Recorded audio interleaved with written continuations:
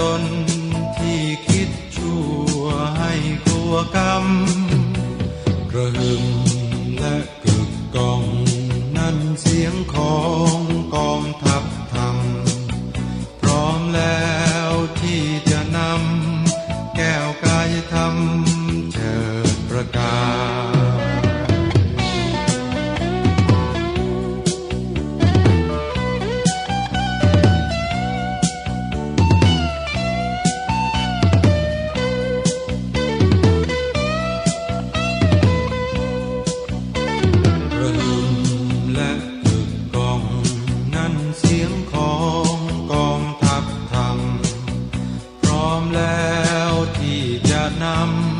แก้วกายธรรม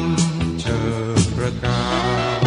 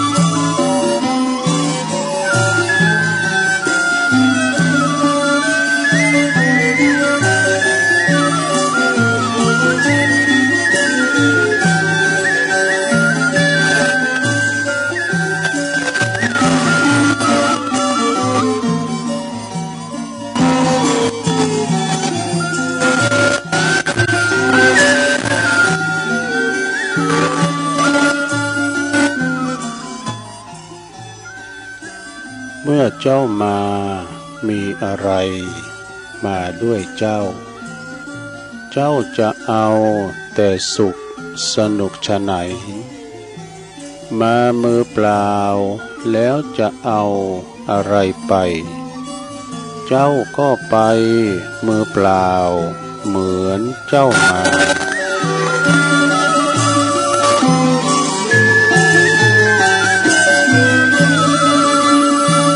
วัดพระธาตุดอยน้อยพันปีรสดีแคนตาลูปลำใหญ่กวางชนเรื่องชื่อลือไกลกลองใหญ่สืบสารประเพณีก็ขอความนอบน้อมแด่พระรัตนตรัยอันมีพระพุทธพระธรรมพระสงฆ์เป็นสรณะที่พึ่งกับแนบไตไหวสาถวายความเคารพมายังครูบาอาจารย์พระมหาเถรานุเถระท่านเจ้าคณะพระสังฆาธิการพระภิกษุสามเณรเจ้าจุโตนจุองค์กุวัดวาอารามพร้อมถึงสำนักที่พักสงฆ์ตัวเจริญปนมายังบรรดาปออกไม่ออกศรัทธาตันสาธุชนนักศีลนักบุญคนดีหมู่เฮาเจ้าขาดต่างหลายตื่นจืนขึ้นมาแล้วก็มาหมุนคืนมาฟังรายการสัพเพเหระปกิณกะขอนลุงไก่แจ้งรายการเสียงธรรมแสงทอง รายการเสียงธรรมเสียงทองนี่ก็รับผิดชอบบริหารเวลา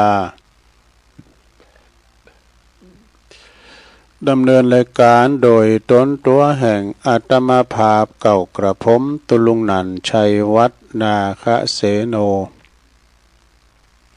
จัดรายการอยู่ที่บุญวัดพระธาตุดอยน้อย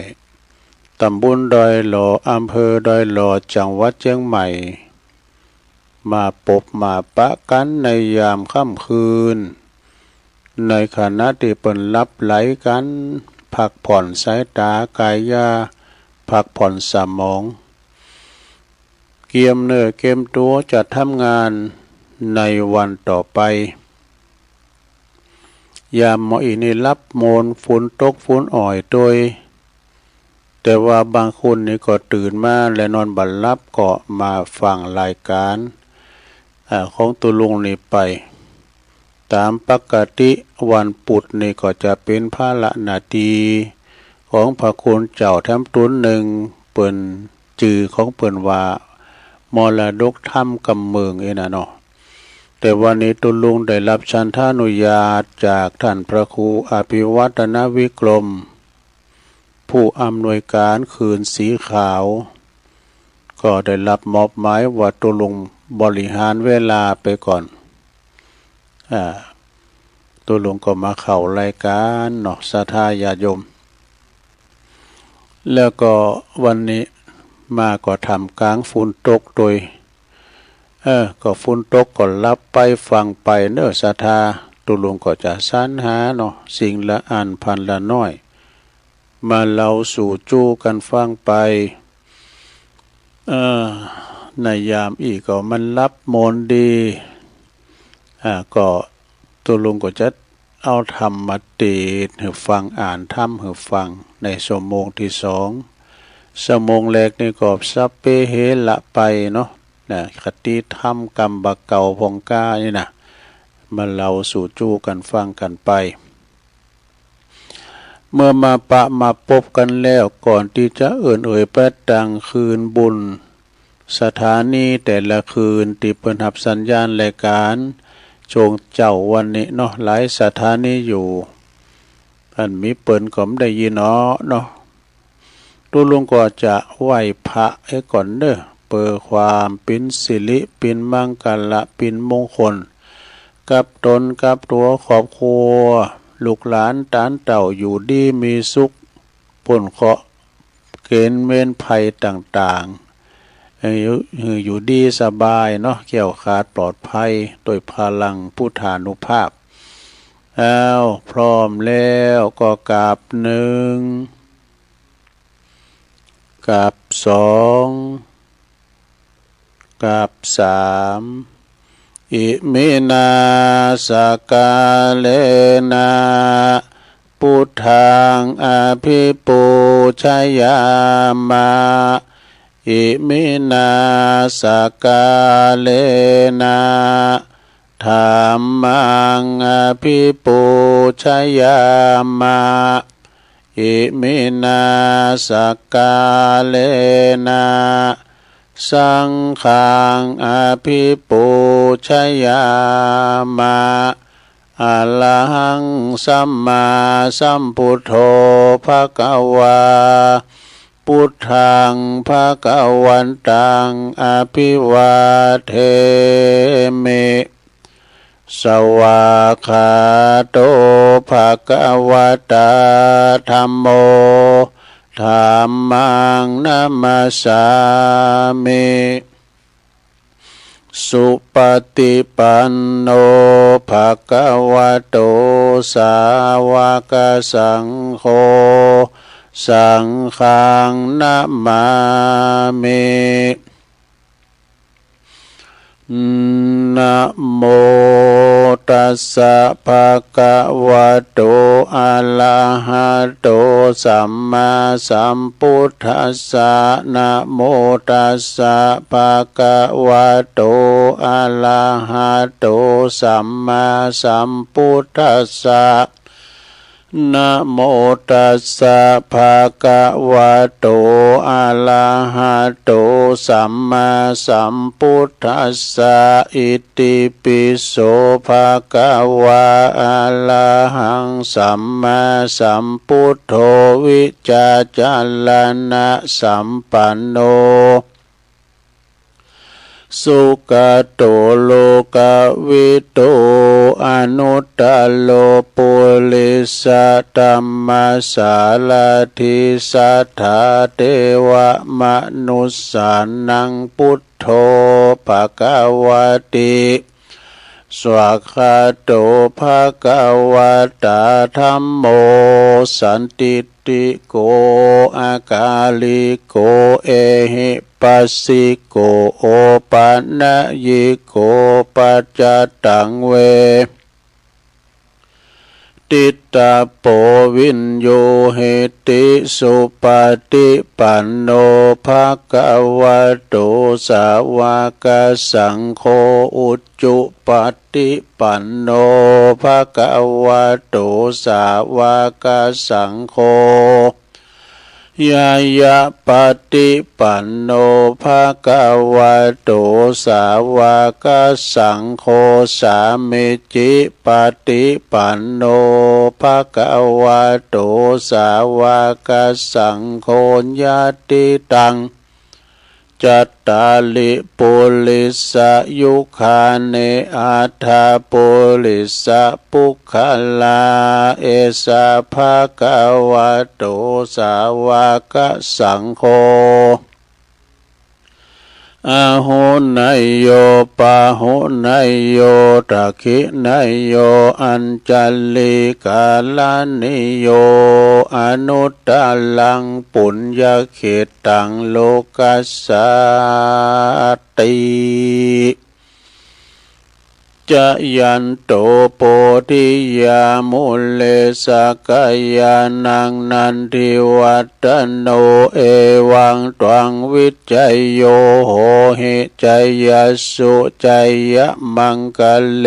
อปัลลาจิตตะปันลังเกสีเสปทาวิปุคะเล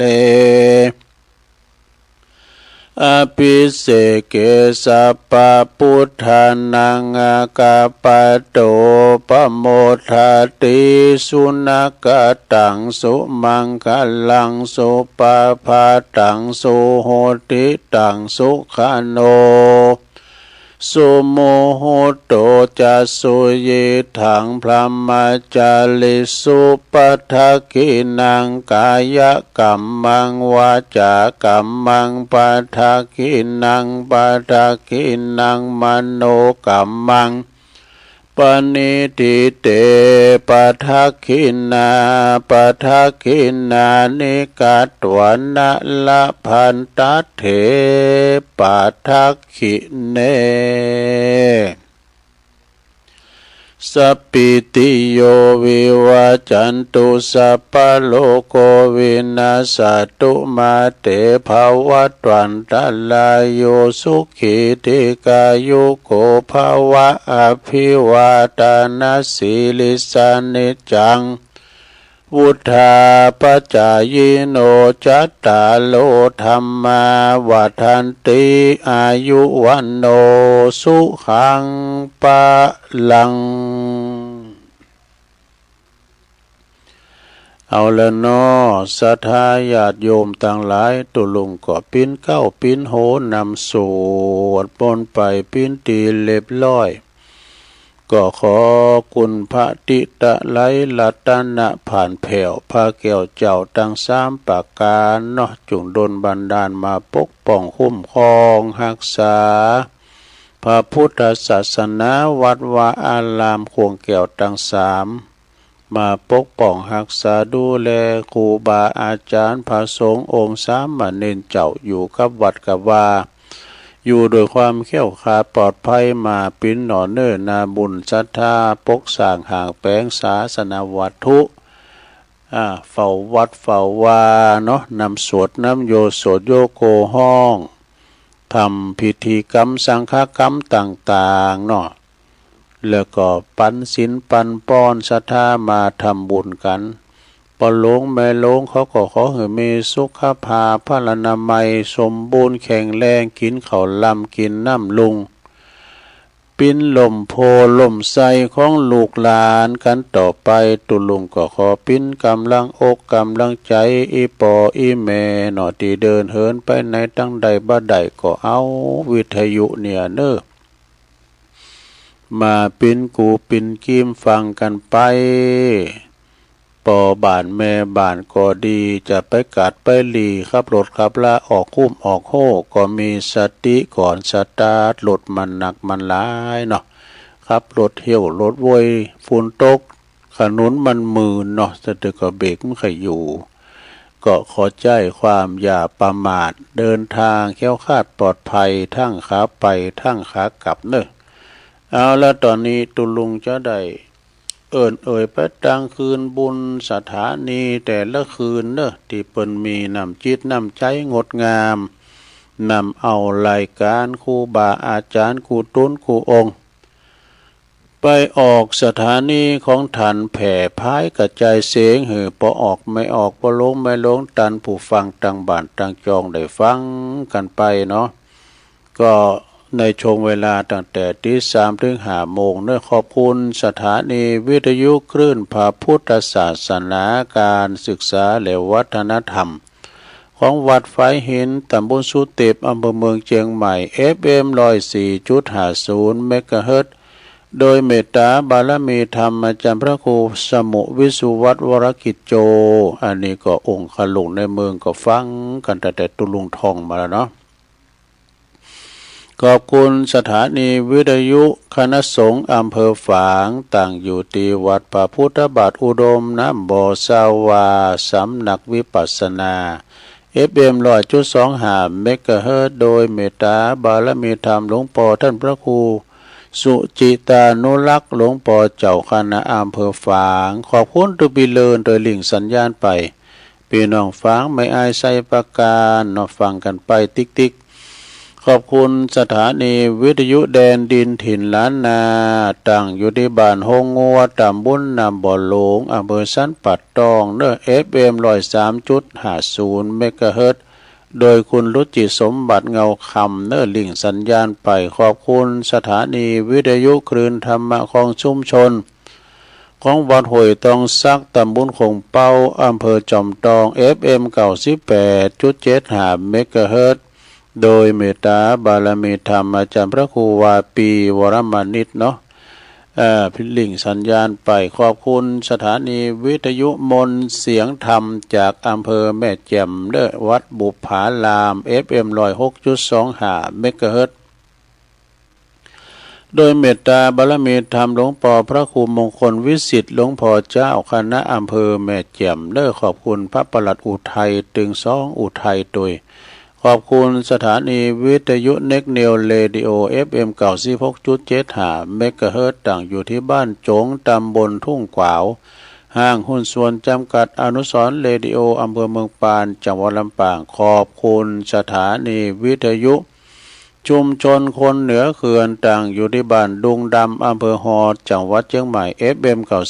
90.75 เมกะเฮิรตซ์ขอบคุณสถานีวิทยุเพื่อการศึกษาและพัฒนาอาชีพอาร์เรดิโอเน็ตเวิร์ก FM 103.00 เมกะเฮิรตซ์ถึง2สถานีโดยแล้วขอบคุณสถานีวิทยุวิทยาลัยสงฆ์นครลำปางตั้งอยู่ที่วัดบุญญาวาสวิหารเนาะ FM 106.50 เมกะเฮิรตซ์โดยท่านดร.จีรศักดิ์ปันลำผู้อำนวยการขอบคุณท่านดร.พัชริยาฟองจันตาฝ่ายวิทยุลิงสัญญาณไปพี่น้องตั้งเมืองลำปางเขตหลังนครนี่ก็ฟังกันหนักหลายเนาะปากโป่งลงหลายแล้วก็ขอบคุณพี่น้องบ้านไก่สีคำเรดิโอบ้านนาเหลืองนอกอำเภอเวียงสาจังหวัดน่านเด้อ FM 92.50 เมกะเฮิรตซ์นะอันนี้ปิ้นรายจื่อรายนามเนาะเจ้าของสถานีแต่ละคืนที่เปิดมอบหมายถวายเวลาครูบาอาจารย์มาออกรายการ แผ่สัญญาณไปคือคุณเฒ่าคุณแก่ฟังเป็นการที่ว่าสืบชะตาคุณเฒ่าโดยหลายตุนหลายองค์ที่เปิ้นมีสมณะเมตตามาออกรายการเนาะนำธรรมคำสอนขององค์สมเด็จพระจินวรสัมมาสัมพุทธเจ้านะมาเล่าสู่จู้กันฟังพองหลายอย่างหลายอันนะศรัทธาญาติโยมทั้งหลายแก่งอมแก่เงาบางคุณในคุณเฒ่าตอนเจ้านอนบัดลับตอนตื่นมาเนี่ยนะก็ฟังแก่งอมแก่เงาไปก็เปิ้นก็เอาคติธรรมเรื่องบาปบุญคุณโทษพองกล้าเรื่องนิทานธรรมพองกล้าเรื่องความกตัญญูความสามัคคีความบัดเต็งหมั่นของสังขารมาเราเพื่อความบ่ได้ประมาทกันเนาะเป็นการที่ว่าเฮาได้เข้าสู่ตั้งนำตั้งธรรมยึดเหนี่ยวจิตใจ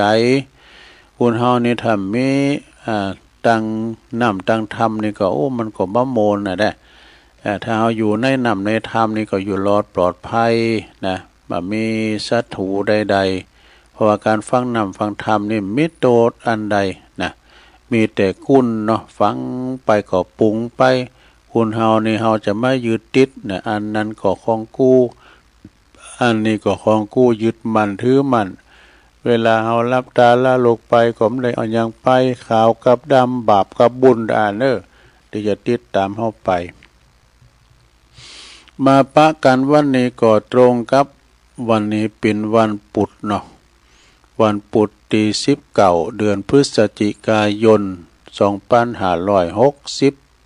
มานี่แล้ววันนี้เป็นวันห่างวันดาโดยสถาวันผูกนี่จะเป็นเดิ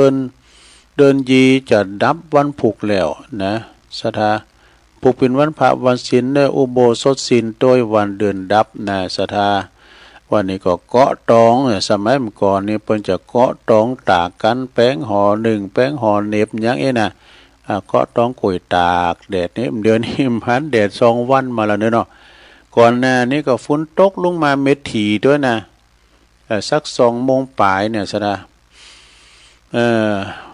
ตั้งหลายพื้นที่ก็เนาะฝนตกก็ใครมันยอบย่างให้พองนะนอสถาอินดูเปิ้นที่น้ำโถมน้ำนองที่เปิ้นเฮาอยู่ตั้งบุญนี่ยังแควนอยู่ตั้งลุมนี่กะ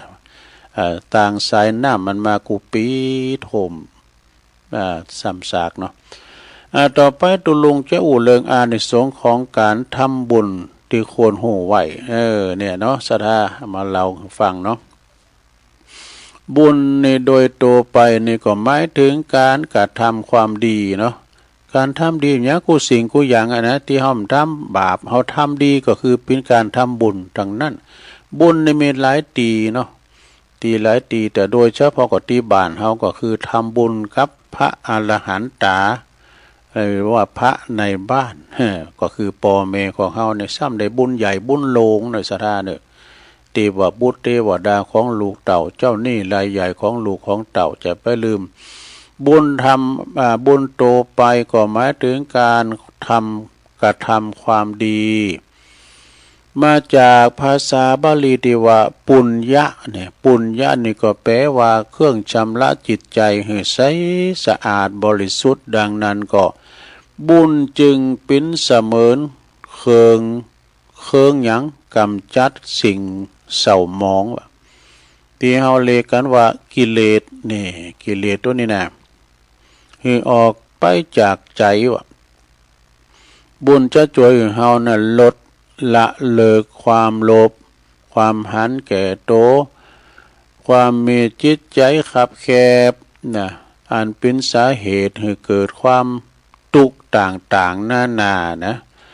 แล้วก็ช่วยให้ใจเฮาในเป็นอิสระพร้อมที่จะก้าวไปสู่การทำคุณงามความดีในขั้นต่อไปเนาะสดาเนี่ยการช่วยเหลือดีเปิ้นมนุษย์ช่วยเหลือเปิ้นมนุษย์หรือว่าสังคมโดยวิธีต่างๆนะถ้าหากว่าเฮาจะทำบุญกุศลต่างๆมากมายซึ่งในที่นี้เปิ้นก็รวบรวมอานิสงส์ต่างๆในการทำบุญในรูปแบบต่างๆให้ฮู้ไว้ แต่ว่าอย่างได้ก็ตามเนาะการทำบุญก็ควรดีจะมีจิตใจนี่จะต้องเป็นบุญนะจิตใจบ่เศร้ามองจิตใจเขาใสสะอาดเนาะเปลี่ยนไปด้วยความเป็นบุญเป็นกุศลโดยแต่เนี่ยฉะนั้นเปิ้นก็บอกว่าการทำบุญมีหลายอย่างการหือทานก็คือการทำบุญการรักษาศีลก็คือการทำบุญการนั่งสมาธิภาวนาก็คือการทำบุญเหมือนกันก็มาสั่งบุญเพราะว่าการสั่งบุญเอาอันหนึ่งก่อนเนาะหนึ่งนั่งสมาธินี่นั่งภาวนาสมาธินะคือถึงปุถโธกาอีนะสัมมาอาระหังกาเนี่ยนะเขาปุดออกโทวาไปใจเนาะกำหนดลมหายใจนะนั่งสมาธิก็อย่างน้อยระยะก็15 นาทีหรือว่าเดินจงกรมก็ได้นะอานิสงส์ก็เปิดสติปัญญาที่เฉลียวฉลาดขึ้นทั้งภพนี้แล้วก็ภพหน้าเปิดจิตใจนี่จะได้เป็นตีสว่างผ่อนปลนจากกิเลสปล่อยวางได้ง่ายนะจิตก็จะรู้วิธีแก้ไขปัญหาชีวิตโดยอัตโนมัติชีวิตก็จะเจริญรุ่งเรืองเนอะบ่มีวันอับจนผิวพรรณวันนะก็พุทธผ่องสดใสเนาะสุขภาพกายแล้วก็สุขภาพจิตใจของเฮาก็จะแข็งแรงเจ้ากรรมในเวรกญาติมิตรที่เพิ่นลงหลับไปแล้วก็จะได้รับผลบุญกุศลโดยแน่อันนี้เป็นการทำสมาธิเนาะสถานต่อไปการทำบุญโดยการสวดมนต์เนี่ยอย่างเขาสวดมนต์เจ้าเนี่ยสวดมนต์กล่อมเนาะพุทธคุณธรรมคุณสังฆคุณนี่นะการสวดมนต์โดยพระคาถาต่างๆอย่างน้อยก็วันละ1 ครั้งก่อนนอนเนี่ยอานิสงส์ก็เปิดให้เกิดสิ่งศักดิ์สิทธิ์คุ้มครองเฮาเนี่ยชีวิตหน้าที่การงานก็จักเจริญก้าวหน้าเงินทองเป็นวันไหลมาเทมาว่าสวดถึงวันดีกันเนาะตูลุงเขาก็สวดถึงวันมาเยี่ยมไหลมาไหลมาจะมาแปลงวัดอีกทำให้เกิดเงินทองเข้าน้ำเข้าแก้วแหวนเส้นสิ่งนั้นไหลมาเทมาว่าเขี้ยวคาดปลอดภัยจากอุปสรรคทั้งปวงนี่การสวดมนต์นี่นะจิตจะเป็นสมาธินะจิตของเฮาเนี่ยจะเป็นสมาธิได้เร็วแล้วก็จะแนะนำเพิ่นจะแนะนำการสวดมนต์เนี่ยพระคาถาพาหุงมหากาเนี่ยก่อนตุลุงก็ฮู้อะไรอันมหากาเนี่ยเป็นหยังพาหุงมหากาเป็นมหากรุณิโกนะหรือว่าจะสวดคาถาชินบัญชรอย่างอีเป็นต้นเด้อเมื่อสวดเสร็จแล้วก็แผ่เมตตาทุกครั้งนะอาหังสุขิโตโหมิอย่างหมดนี้ก็ได้นะสัพเพสัตตาแผ่ให้ตกเก่าก่อนเนาะต่อไปนะการสวดมนต์นี่สถาขจัดปัดเป่าโพยภัยสันเดชจังไรต่างหลายเนาะหลวงพ่อท่านพระครูสาธุกิจจานันท์นี่เพิ่นใช้ขิงในการสวดมนต์น่ะสวดกุลแรงกุเจ้านะเมื่อเจ้าเราพายลุกไปก่อนลุกมาสวดคนเดียวที่ห้องโถงแล้วก็เมื่อแรงนี่ก็สวดถึงวันเอาธรรมจักถึงวันเนี่ยสระธรรมจักนี่ดังไปทั่วโลกฉะนั้นก็การสวดนี่เปิ้นว่าเป็นการทบทวนเบิ่งเฮาลงลืมนะแล้วก็เป็นการที่ว่าปลุกเสกตัวเองโดยบทคาถาต่างๆเนี่ยสระสวดมนต์นี่นะการสวดมนต์ในบทธรรมธรรมดานะสวดมนต์คณะสงฆ์ถึงคณะหมู่หลายนะ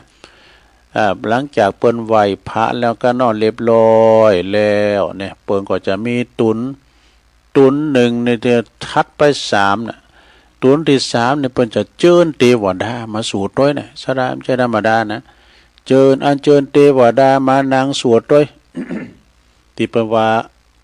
จุมนุมเทวดาก็คือสักเคนะเนาะสักเคกาเมนี่นะมาสวดโดยหลังจากว่าไปถึงทุกขปัตตาเนี่ยสูงเทวดา สูงเทวดาโดยเนี่ยซะนะ การสวดมนต์นี่มันมีหลายแบบเนาะถ้าว่างานมงคลนี่ก็เปิ้นเรียกว่าเจริญพระพุทธมนต์นี่นะสวดบทก็บท12ตำนานก้าเนี่ยนะแล้วก็ถ้าว่าสวดอภิธรรมสวดอันงานอวมงคลคืองานเขาดั้มนี่ก็ไปทั้งแบบหนึ่งเปิ้นเรียกว่าสวดพุทธมนต์นะถ้าว่าสวดพุทธมนต์ในงานเขาดั้มถ้าว่าเจริญพระพุทธมนต์เนี่ยเป็นงานมงคลซะท่าสวดพุทธมนต์นี่ก็จะเป็นต้นว่าถ้าว่าครูบาอาจารย์เปิ้นละสังขารเปิ้นจะสวดธรรมนิยามสูตรอนัตตลกนสูตรของกายนะแล้วก็ถ้าว่าสวดคุณบ้านเฮาทำได้ก็อภิธรรมมา7 คำปีนี่กันเนาะกุศลธรรมะอกุศลธรรมะถ้าว่าที่วันสุดท้ายที่ศพจะออกบานก็สวดมาติกานะแต่ก่อนนี่มาบทใหม่นี่หน่อยนั้นก่อนที่เพิ่นสอนนะขอพินพระพินเน้นเนาะเพราะว่ากุศลหลวงได้แล้วกุศลน้อยได้แล้วเปิ้นคือว่าอันนั้นบ่อันนี้ก็เป็นบทสวดแต่ละบทเนาะศรัทธาญาติโยมทั้งหลายจะไปละไปลืมนะสวดมนต์นี่มันต้องรับตาว่าได้เนี่ยสวดที่เขาเอาตัวหลอดก่อนเนี่ยมาฝึก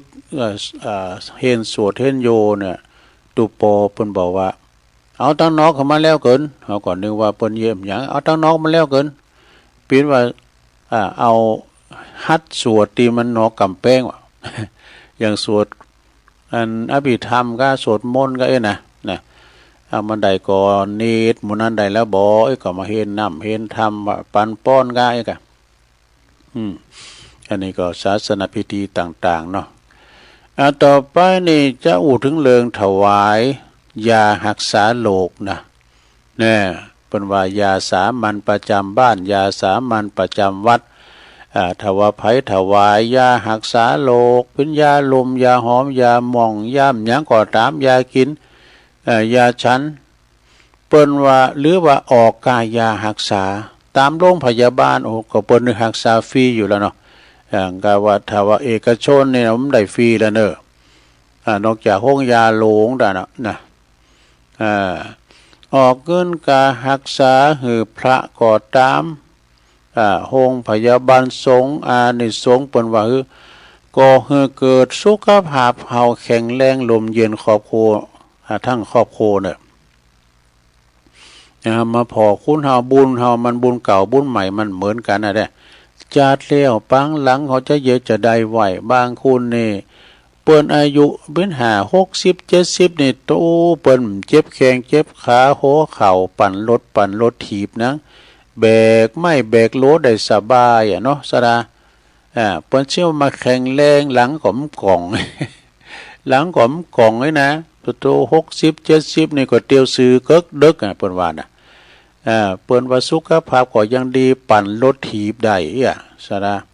แต่บางคนนี่ก็40-50ก็โอ้ยลุกก็โอยเจ็บก็โอยโหเข่านะมันเป็นอย่างนั้นมันจะบุญภัยบุญมันจ้ะบางคนก็มีโรคภัยไข้เจ็บได้ไปห้องยุกห้องยาบุญแต่จัดแล้วปังหลังอาจจะได้เป็นหมอยาจ้ะรักษาคุณจ้ะมันก็แน่เนาะช่วยออกการรักษาโรงพยาบาลตามที่พระต่างๆที่เปิ้นเข้าห้องยุกห้องยาอาพาธนี่นะเนาะก็ให้เกิดสุขภาพเฮาล่มเย็นทั้งครอบครัวมีไผเป็นเปทีอัมปาปยัดใดๆนะโรคที่บ่หายก็จับทุเลาไปวะนะสุขภาพกายจิตแข็งแรงอายุมันทั้งอายุยืนทั้งภพนี้และภพหน้าถ้าป่วยก็จะบ่ขาดแคลนการรักษาเนี่ยขณะเจ็บป่วยเมื่อไข้นะเปิ้นก็จะมาช่วยกันพอกันก้อยดูแลไม่ครับว่าบ่ขาดแคลนการรักษาเนาะอันนี้ก็คือถวายยารักษาโรคยาสามัญประจำวัดเนี่ยยาเปตาเนี่ยนะต่อไปในการทำบุญตักบาตรกันหรอเนี่ย การทำบุญตักบาตรทุกเช้าเวลาพระเนนเทนน้อยเปิ้นมาปิณฑิบาตนี่นะเนาะสดาเนาะเอาได้น้อมเอาข้าวน้ำโปจนะอาหารมาใส่บาตรพระเนนบ้านนอกบ้านหน้าเฮาเนี่ยก่อนนี่เปิ้นใส่บาตรแล้วพระน้อยเปิ้นจะปันป้อนนี่ก็ดอกนะเฮาก็ยอบนางไหวแต่ตั้งในโหดในเวงนี่เปิ้นใส่แล้วเปิ้นก็ไปเปิ้นมาปันป้อนเอาวัดไปปันป้อนเอาวัดแต่ว่าตั้งบ้านนอกบ้านหน้าตั้งบ้านนอกบ้านนาวิถีชีวิตเนาะตั้งบ้านนอกบ้านนานี่เพื่อจะมีขยมตีกล้องมองมาก่อนหน้าเนาะไปสัก2-3มื้อเนี่ยเปิ้นเกมว่าอีกอ่ะแล้วพองเปิ้นก็จะมีซ่าแหลกน่ะซ่าแหลกนี่ไปฮู้จักของซ่าแหลกนี่ก็คือเปิ้นหาบมันเป็นหวายน่ะคล้ายๆกับอันบุงแต่มันโลงนะแล้วเปิ้นจะเอาถ้วยใส่ถ้วยตักแกงเขาน่ะเอาใส่เวลาว่าศรัทธาเปิ้นมาใส่บาตรเปิ้นก็เอาขยมเอาแกงใส่ถอกใส่ที่ถ้วยวัดนะแล้วเปิ้นก็ไปใส่บาตรแล้วก็เปิ้นยอบอย่างนางไหวนี่ปันป้อนไปปิ้นตูโฮนี่นะเนนหรือว่าขยมก็ตีกล้องมองไปดินะมีหันเติมก่อนตุลุงเขาก็โตก็ปอดถึงวัดแล้วเตะๆนี่ขยมมันมาตาวไปได้กินฟุ้งฟังว่ามือเดือดจื้อน่ะนั้นบุญปากมีสักน้อยมีแป้วแกงเฮ็ดปุ่นเองมาตาวมากล่องใส่ดุดว่ะพอถึงวัดโอ้กันเจ้ามันหูให้เดือดร้อนเลยปากันก็เก็บเอาของแห้งมาเนี่ยปิ้งแคบมันก็อย่างกะโอ้วันนั้นเนี่ยไปกินกับปลาทูจีแล้วเนี่ยแกงขมเบอร์เนี่ยศรัทธาญาติโยมเนาะใส่บาตรตอนตุโหเฮาบุญมาถึงวัดบุญมาถึงบ้านถึงจองนะก็ใส่เพิ่นเนาะศรัทธาญาติโยมทั้งหลายการทำบุญนี่เฮามาคือถึงมื้อถึงวันเนี่ยสถานะคุณเฮานี่มันบ่เหมือนกันนะบางคุณนั้นก็มังมีสีสุขลำโรยนางอยู่บุญของเงินของทองบางคนนั้นก็โอ้ตุกไล่เข็นใจเนี่ยเฮาสร้างบุญมาเหมือนกันน่ะบางคนก็มีการพยาธิอัมพาตเบียดเบียนเนาะ3วันดี4วันเมยบางคนนี่ก็ปิ้นหยังนะถึงแม้จะตุกแต่พละกำลังแข็งปวดอกแดงปึงลึงหรือปู่ศรีหมื่นยักษ์อกแดงปะลึงเนี่ยนะเนี่ยมันแล้วแต่บุญไผบุญมันบุญหยังลำเด้อบุญที่ว่าเฮามีพยาธิอัมพาตเนี่ยนะเนาะซะดาบุญแต่เปิ้นกินได้กินเปิ้นทานได้ทานเปิ้นไปไหนก็ได้ไปมีพยาธิอัมพาตใดๆมาเบียดเบียนเนี่ยซะดามันเป็นบุญแต่นะเนี่ยศรัทธาญาติโยมทั้งหลายทำไปเด้อเนาะทำไปเฮาก็จะอ่อนวอนนะเราขอภาระบุญกุศลที่ข้าพเจ้าได้ทำในวันนี้อย่าได้เจ็บอย่าได้จนนี่นะขอไปมีพยาธิอัมพาตได้ก็พาธนาเอาเนาะเอาเฮตอีก่อนการรักษาการทำเดียวบุตรก็เอาทำบุญใส่บาตรแล้วเนาะแล้วก็คำเดียวเราจะทานจะทำบุญอันนี้ก็ขอคิดเรื่องการทำบุญทานอย่างก็ตามเด้อปัจจุบันเป็นตุนว่าทำสื่อที่เป็นธรรมะนะทานหนังสืออนุสรณ์ก็ไอ้นะก็เดี๋ยวก็มาเล่ากันต่อก็เดี๋ยวจะเอาอันนี้มาไหว้กันเนาะอันนี้มาไหว้ให้ก่อนอยู่อย่างมีพลังกายและพลังใจพลังกายพลังใจเป็นเชื่อใดนะก็ลองฟังพอนะเอาตำเลิงหนึ่งอันนี้มันจะหลีทานเนอะเป็นขอคิดนะจงอยู่อย่างมีพลังนะพลังกายทำให้เฮาแข็งแรงนะพลังกายนะทำเฮาแข็งแรงนะถ้าพลังใจแล้วพลังใจทำให้เฮาเนี่ยเข้มแข็งเนี่ยจิตใจเข้มแข็งนะโยมนะพลังรักนี่ก็คือทำให้เฮาเนี่ยกล้าหาญนี่พลังความดีทำให้เฮาชนะความไม่ดีนี่พลังกตัญญูก็ทำให้เฮาหู้สำนึกในบุญคุณต่อบิดามารดาต่อครูบาอาจารย์เนาะที่เปิ้นได้ ชุบเล่งเฮามาก็ดีประสิทธิ์ประสาทวิชาความรู้ก็ดีเฮาก็สำนึกในบุญคุณเปิ้นนะพลังเรียนรู้นี่ก็ทำให้เฮาฉลาดนะลักแหลมโดยสติปัญญาเนาะพลังสมาธิก็ทำให้เฮานั้นมีสตินี่แล้วก็พลังอื่นๆเพราะว่าบัดสำคัญต่อกับพลังรักกำลังใจจากคุณหลอกข้างกายของเฮาดีๆกับเฮาเนี่ยพลังกายหมายถึงคือความคือความแข็งแกร่งพลังแรงนั้นหมายให้เฮากล้าพลังรักนั้นหมายให้เฮาศรัทธาเกิดศรัทธาพลังบ้าพลังบวกทำเป็นพวกเดียวกันพลังใจเฮาหักนันแสนดีพลังตีคุณไก่ก็นั้นเหมาะสมเนี่ยพลังลบนั้นคุณอื่นบรรณาชมเนี่ยพลังลมคุณไก่ชอบบอกดีนี่จบลงไปซะนะชายกลางเขียนมา อันนี้ผู้ที่ทำคนเดิมเนาะจบลงไปสนะญาติโยมทั้งหลายนะขอคิดเล็กๆน้อยๆเอามาเสนอในอุจจาปาศัยกันไปเป็นขอคิดเนอะสถานิทานธรรมก็ดีนะเป็นขอคิดนั้นต่างๆเดี๋ยวตุลุงก็สอบมาทั้งหมดเนาะแต่ก่อนอื่นนั้นก็ตุลุงก็จะขอประกาศข่าวสารงานบุญให้กันเนอะครูบาอาจารย์อันนี้เป็นงานส่วนรวมเนอะเป็นงานของครูบาอาจารย์พระนักจัดรายการก็ดีคือ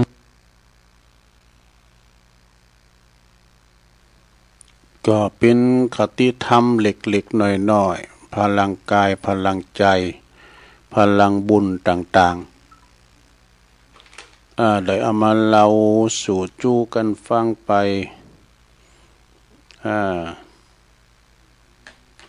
เอาอันนี้ทำกรรมหนึ่งก่อนเกี่ยวกับการกินการทานเนาะการกินการทานก็มีหลายแบบอย่างที่เราไปเจ้าปิ้นจังเนี่ยก็ทานหลายอย่างทานเต้ๆเดิมก็มีอยู่บุญกิริยาวัตถุนะตั้งแต่3เนาะทานศีลภาวนาเปิ้นว่ากิริยาบุญกิริยาวัตถุแปลว่าลักแห่งการบำเพ็ญบุญหรือว่าลักแห่งการทำบุญกิริยาวัตถุอย่างโดยย่อนี่มี3อย่างก็คือ1ตานามัย2ศีลามัย3ภาวนามัย3อย่างนี่นะหัวใจแท้ๆเนี่ยตานามัยในบุญเกิดจากการหือทานเนี่ยเขาจะทานหยังก็ตามซะดาทานข้าวทานของทานเงินทานทองทานทรัพย์สินเงินทองเฮานะซะดาก็มาเกิดว่าบางคนนี่เสาะเบหาเงินนี่มันเนี่ยมาตุกมาอยากล่ำเหลือนะหามาบุตรโตหิมหลุมหิมตายก็ได้ไหมหน่อยนึงแต่บางคนนี่ละอ่อนเพื่อกำลังแต่งงานกันในบุตรหามาได้เนี่ยโอ้มาได้มาปิ้นกอบปิ้นกำมาเชื่อมันเนตตำเหลือเหมือนนั้นซื้อรถยนต์แล้วอ่ะ อันนี้เนี่ยบุญเก่าของเปิ้นจ้ะเนาะเป็นบุญของเปิ้นน่ะที่เปิ้นเคยบริจาคทานมานี่นะสดาญาติโยมถ้าว่ามันถึงเวลาแล้วมันถึงมาเองเรื่องการกินการทานเนี่ยเหมือนกับเปิ้นถูกหวยนะสุมาเด้อเนาะนอกเรื่องหน่อยนะตกกันบุญแต่มาถึงได้นะ เนาะอันบุญแต่มาถึงได้คูณเป็นหมื่นเป็นล้านพุ่นน่ะรางวัลที่1เนี่ยทานนามัยบุญสำเร็จโดยการหือทานหยังก็ตามทานข้าวทานของทานบาตรทานเฟื่องทานสลึงหยังก็ตามอยู่ที่เจตนาเฮาบ่ใช่ว่าทานเอาเผบเอาฤทธิ์หยังนะเปิ้นอย่าหอมเปิ้นกำขันหอนนี่เนาะการทำเด้อน่ะใส่เข้าไปนะชาวเดิมมันมีเตอตั้งย่อยก็มีนะมีกระใบลอยจะใส่ถึงหมดก็โอ้ได้กินอย่างใบชาวก็มีนะยกมือสาธุหันนี่ก็ได้บุญอนุโมทนาโดย ปัตตานุโมทนาใหม่อันนี้ก็คือการต้านเนาะสาญาโยมนะคือการต้านสองศีลไมบุญสำเร็จโดยการรักษาศีลศีลนี่ก็นักมาเท่าหน่อยต้านเนี่ยพอให้พอดีนะทำบุญง่ายๆศีลรักษาศีลนะศีลก็มี5ข้ออุโบสถศีลก็8ข้อเอก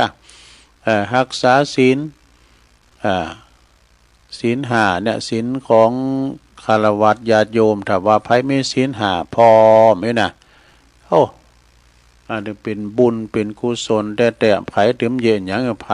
นี่อยู่กันอย่างเป็นสุขมีความลมเย็นเป็นสุขมีไผเบียดเบียนกันมีไผที่จะมาฆ่าฟันบั่นแต้งกันและถ้าไผมีศีล5หมดนี่นะคือศีลใหม่บุญสำเร็จโดยการรักษาศีล2ภาวนาใหม่นักเข้าไปแถมนี่นักเข้าไปแถมบุญเกิดจากการเจริญเมตตาภาวนานี่การภาวนานี่คุณเฮานี่จิตใจตั้งมั่นนะสดาการไผมีสมาธิเนี่ยมันได้เปรียบเด้อได้เปรียบแต่มีตั้งสมาธิตั้งจิตตั้งใจแต่ภาวนานะบางพองนี่จิตเปิ้นสูงภาวนานี่หันนะไม่ใช่หันเหล็กหันรูปร่างของเฮานี่เป็นโครงกระดูกคือว่านี่พี่จี้ดูการภาวนาเนี่ยเพราะวัตถุนอนภาวนาได้ก็ได้อยู่ที่ลมหายใจหน่อยนะอาจารย์วรรณชัยเพิ่นว่าหรอกอยู่ที่ลมหายใจนะคือพุทโธพุทโธอย่างว่าคุณเฮาเดินเจอมันกึดด้วยนะกึดพุทโธพุทโธไปรับไปเมื่อใดโหขิง ภาวนาใหม่บุญสำเร็จโดยการเจริญเมตตาภาวนาไปเนอะไปใจแล้วก็หมายความว่าวิธีหรือว่าหลักแห่งการทำบุญในพระพุทธศาสนาเนี่ยเมื่ออุดยอละมีเพียง3อย่างคือทานศีลแล้วก็ภาวนาแต่ถ้าขยายความให้กว้างออกไปบุญกิริยาวัตถุ มี10ประการทำแล้วศรัทธา1มีทานามัยบุญสำเร็จโดยการหือทานอย่างว่าไปนะ2ศีลไมบุญสำเร็จโดยการรักษาศีลนี่นะ3ภาวนาไมบุญเกิดจากการเจริญภาวนาเนี่ยอันนี้3อย่างอธิบายไปข้อที่4เป็นว่าอัปปัจจยนาไม อัปปัจจยนาไมนี่ก็คือบุญ บุญอันเกิดจากการอ่อนน้อมถ่อมตนต่อผู้รักผู้ใหญ่อันนี้ก็สำคัญนะสถานการอู่กันจากกับผู้รักผู้ใหญ่ในเป็นเจ้าใดอู่กับตูเจ้าพานายเป็นเจ้าใดเนี่ยเอาไปพอนั่นแหละอ่อนสำคุณนะการเฮานั่งอยู่หายเนาะ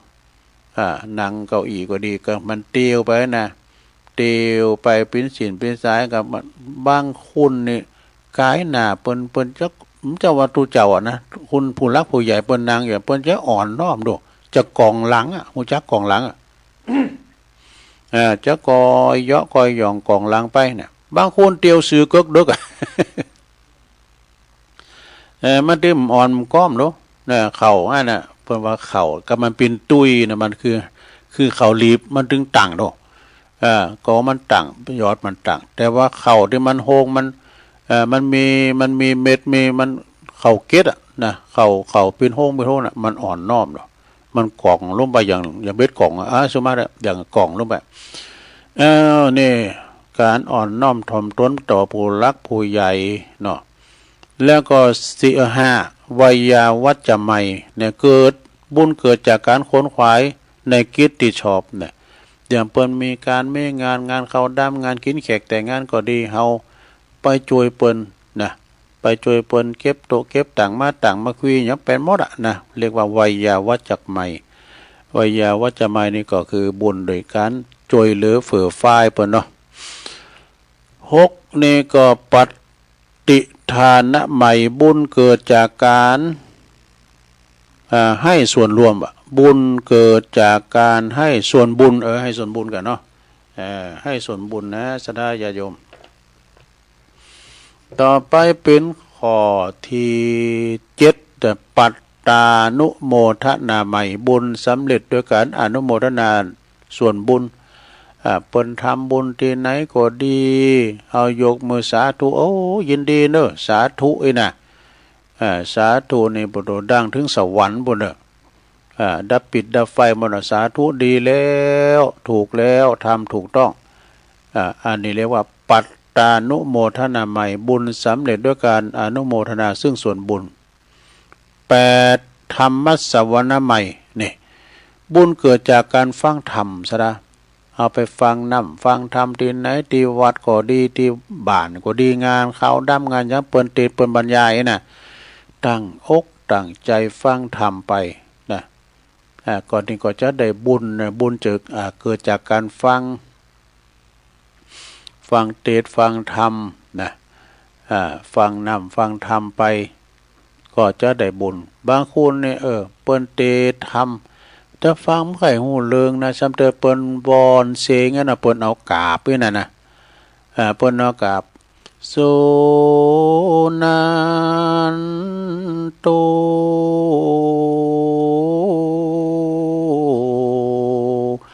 โพนโต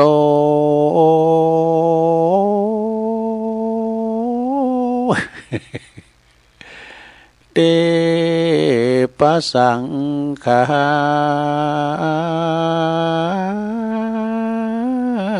โยเสียมเปิ้นว่าเสียงมันก็ดีเด้อเนี่ยเรียกว่าธรรมสวรรค์ใหม่ก็เพิ่นวอนเสียงนะโธ่มนต์แต่ก็เราตุลุงปิ้นน้อยละอ่อนนะมอกหัวคำแม่น่ะบ่ดปอน้อยปอนานก็เนี่ยเปิ้นปิ้นน้อยปิ้นนั้นเปิ้นจะเนี่ยเปิ้นจะเปิ้นจะ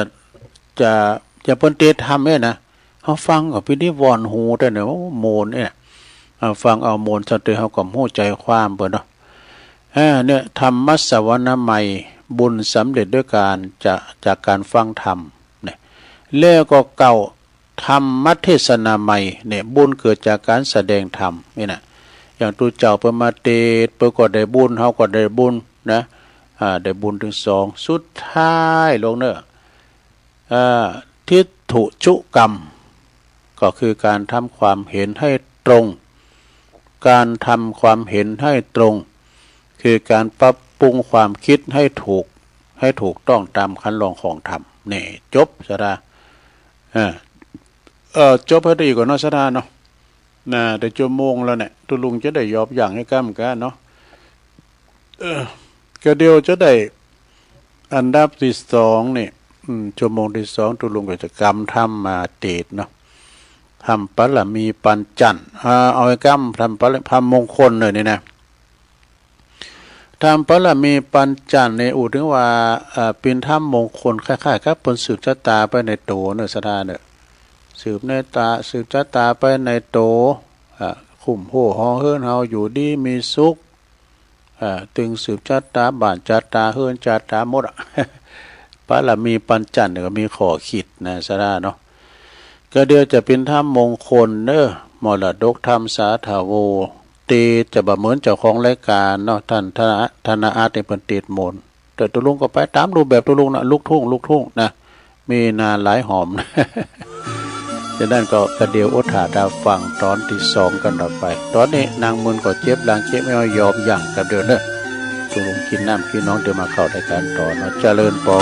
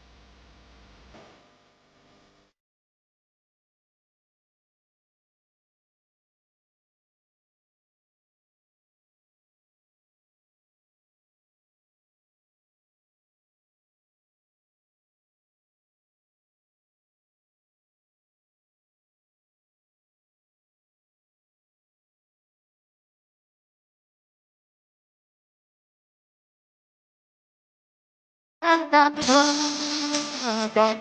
ยังฟ้าราตรีสองแสนดาวสว่างแสงเทียนส่องเลี้ยงบางบ้านไม่ลางแสงสามเติดล้ำยิ่งกว่าแสงใดในลาแลนใดแสงจันทร์เด็ดงามเพียงน้ำ บาง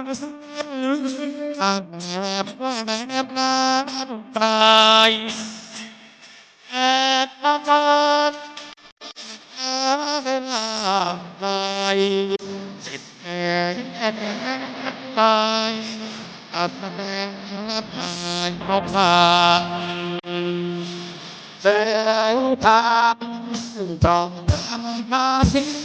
ทุกไป ลันไม่หายห่าง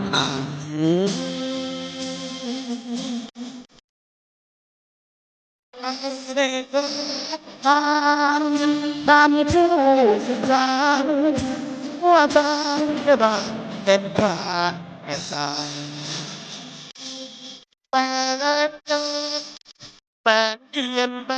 ดยินดาบอนแปดศาสตร์แบบทองสอบสอนต้องให้ถึงได้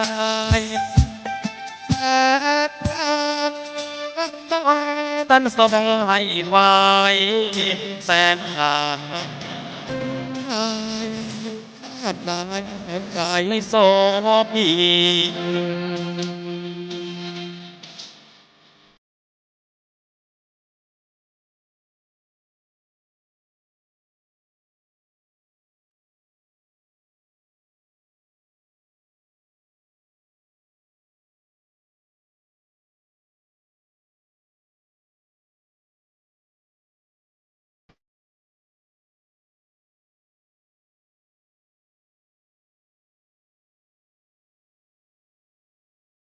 แส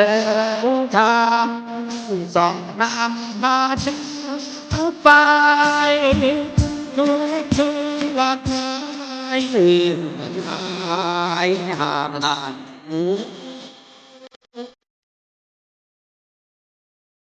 ใจได้แสงทางทำทุ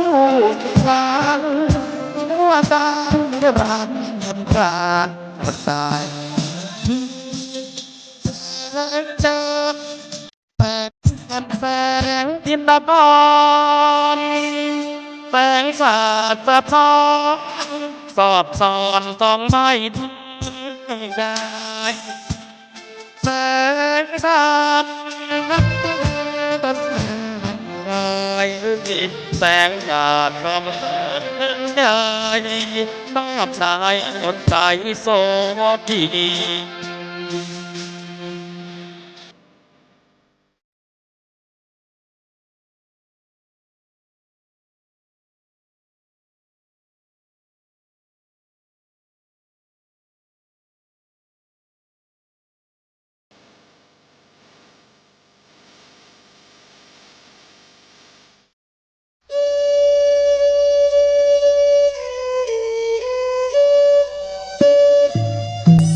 Thank you.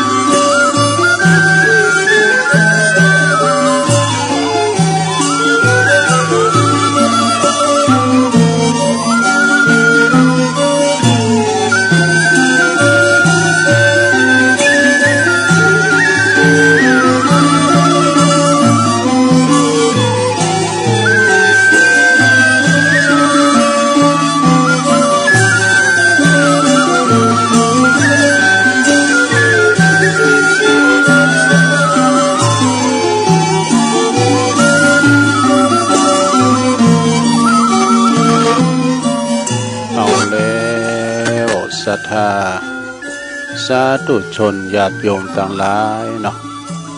ตุลุงก็พักเบรกพักครึ่งนั่งมึนลำไปก็เจ็บหลังเจ็บแอวพดแผวแปรหลังบ่ก็จำเป็นจะต้องยกย้ายไข่ตี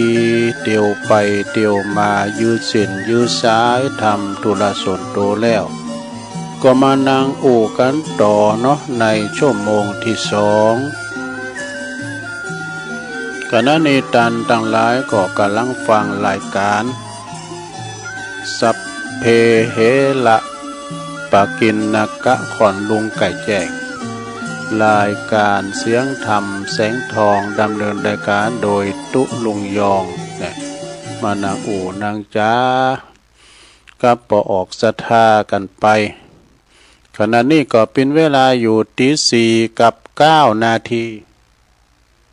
4:09 แล้วเนอะลุกกันมาแล้วพองก้าเนาะ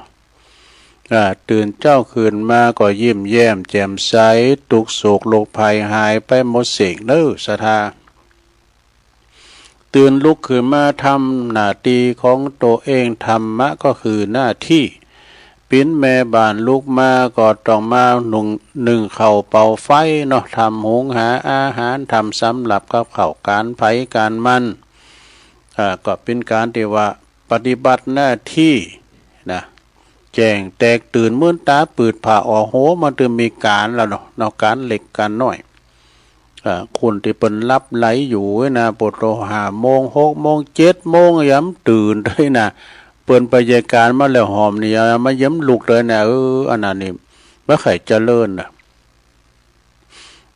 เปิดว่าตื่นเจ้านี่มันได้เปรียบนะสูดอากาศอันบริสุทธิ์นี่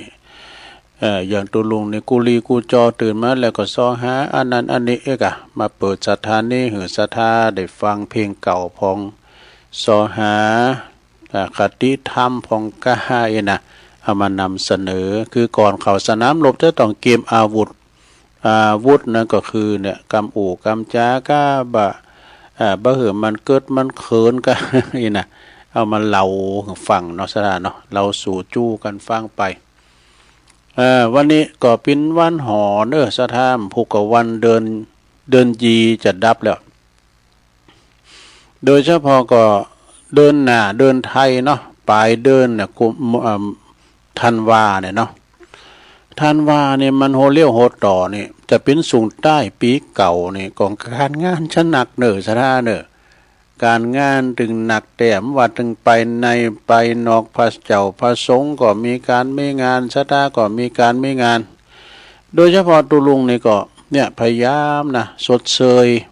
ชยเวลาวันเดินเนี่ยพฤศจิกาเดินหน้านี่อู่ไว้ก่อนว่าตุลุงก็ติดศาสนกิจหลายตี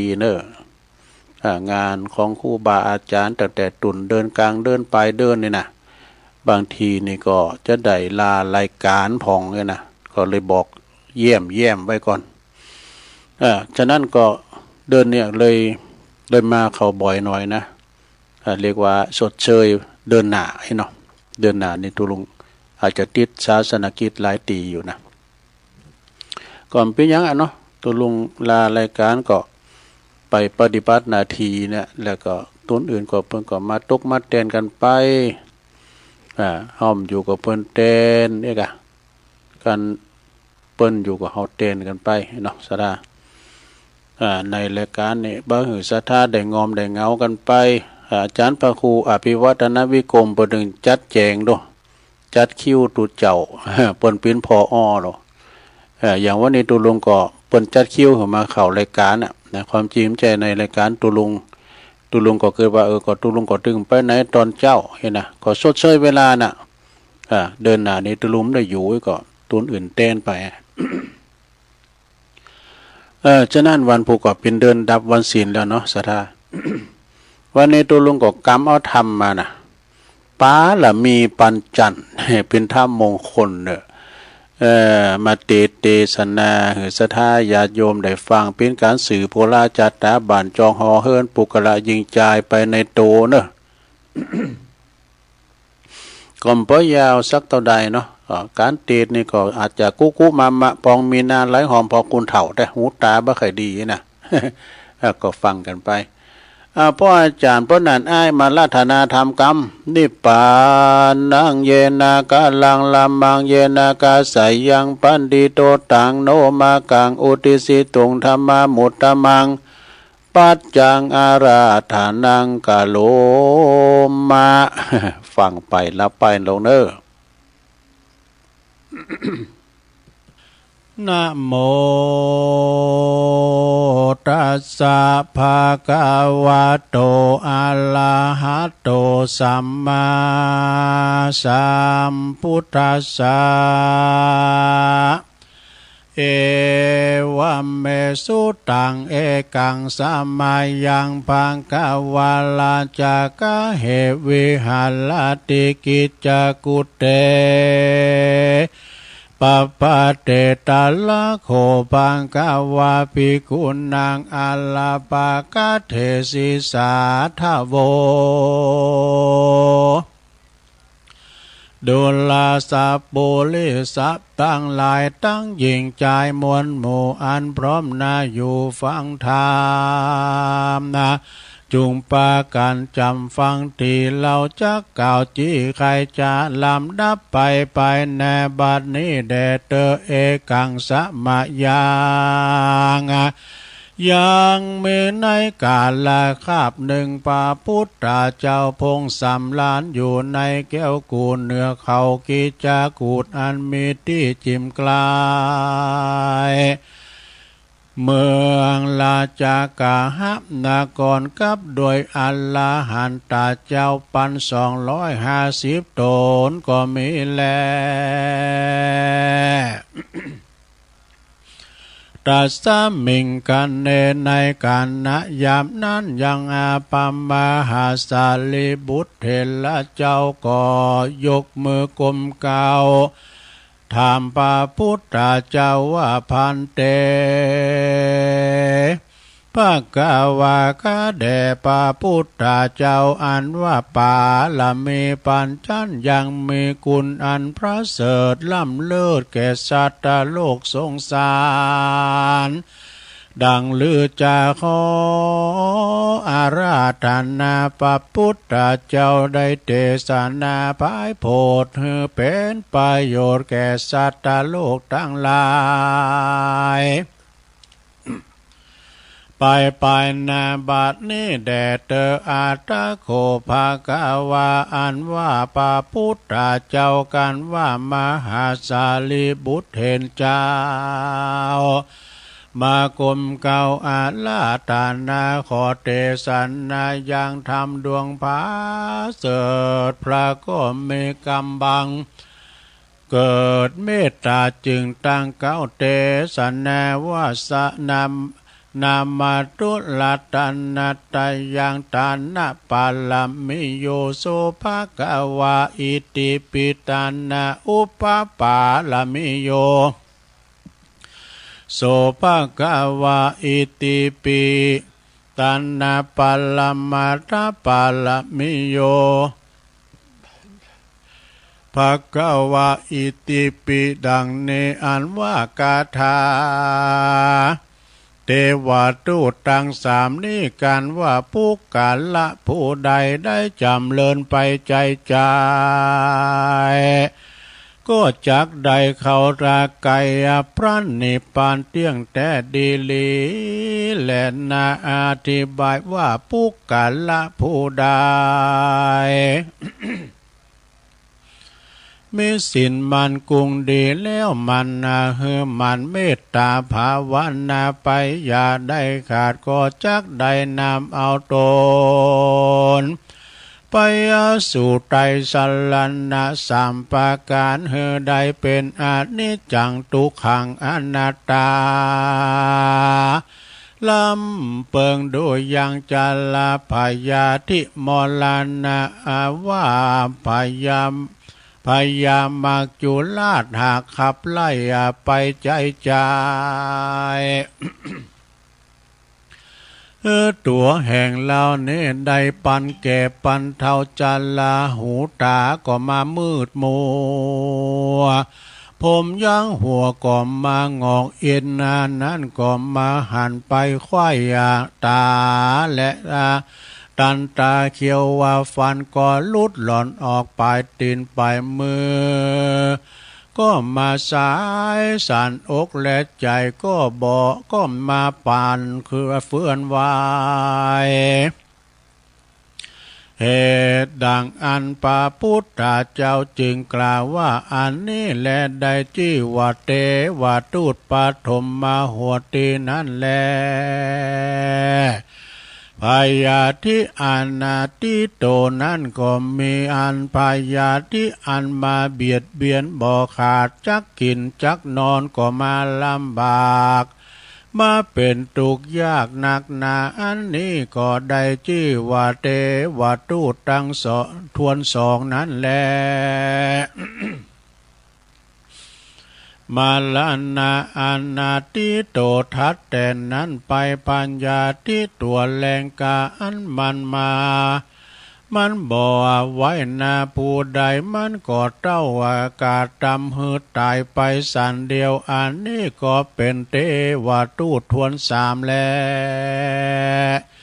เหตุดังอันปุกกะละยิ่งใจต่างหลายควรล่ำเปิงดูยังเทวทูตทั้งสามนี้ไว้เป็นกรรมฐานว่าอายังอัตตมภาโวอนิจจังทุกขังอนัตตาอันว่าตนตัวเรานี้ก็บ่มันบ่เที่ยง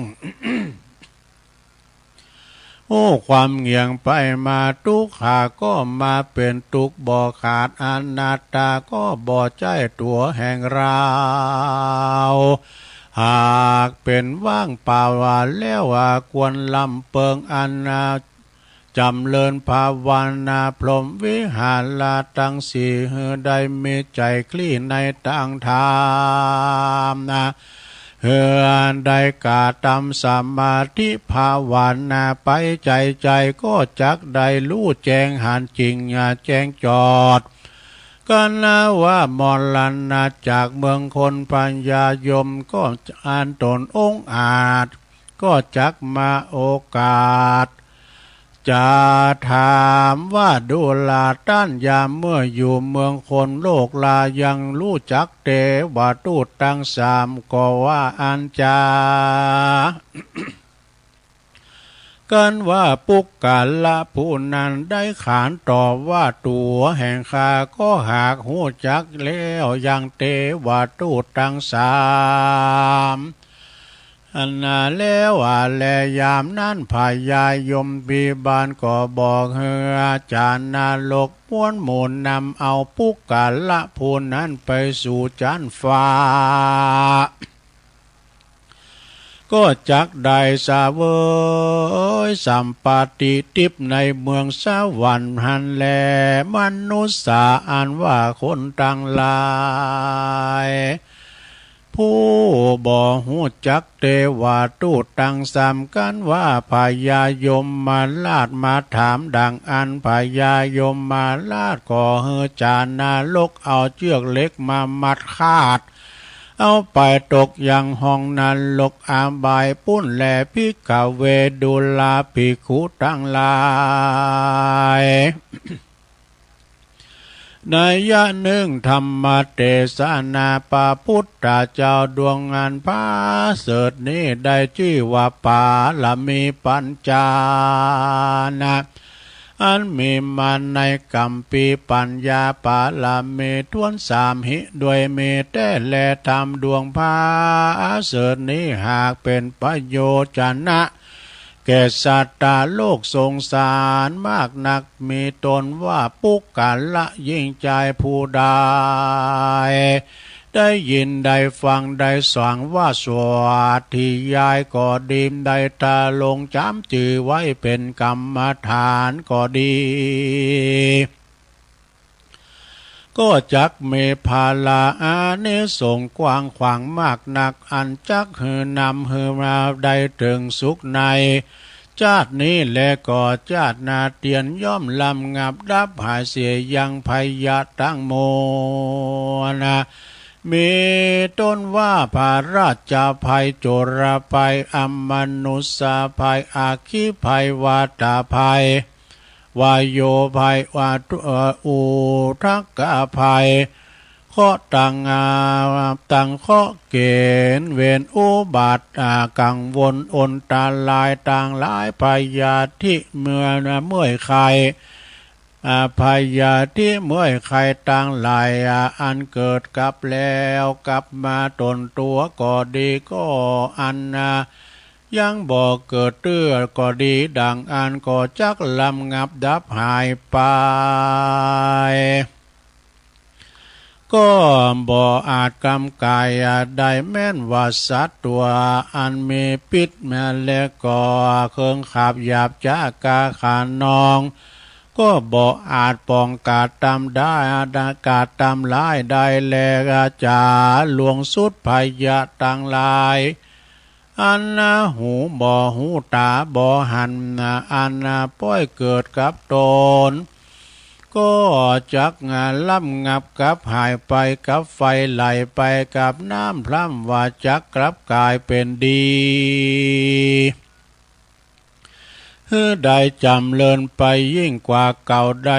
ร้อยเต้าปันปุนก็โดยเตจะแห่งธรรมป่าละมีปัญจันบ่อยาจะและนาก็โดยปาละเมธรรมปัญจันอันดวงผาเสดอันนี้บ่อยาจะและนาตาสามาเหตุดังอัน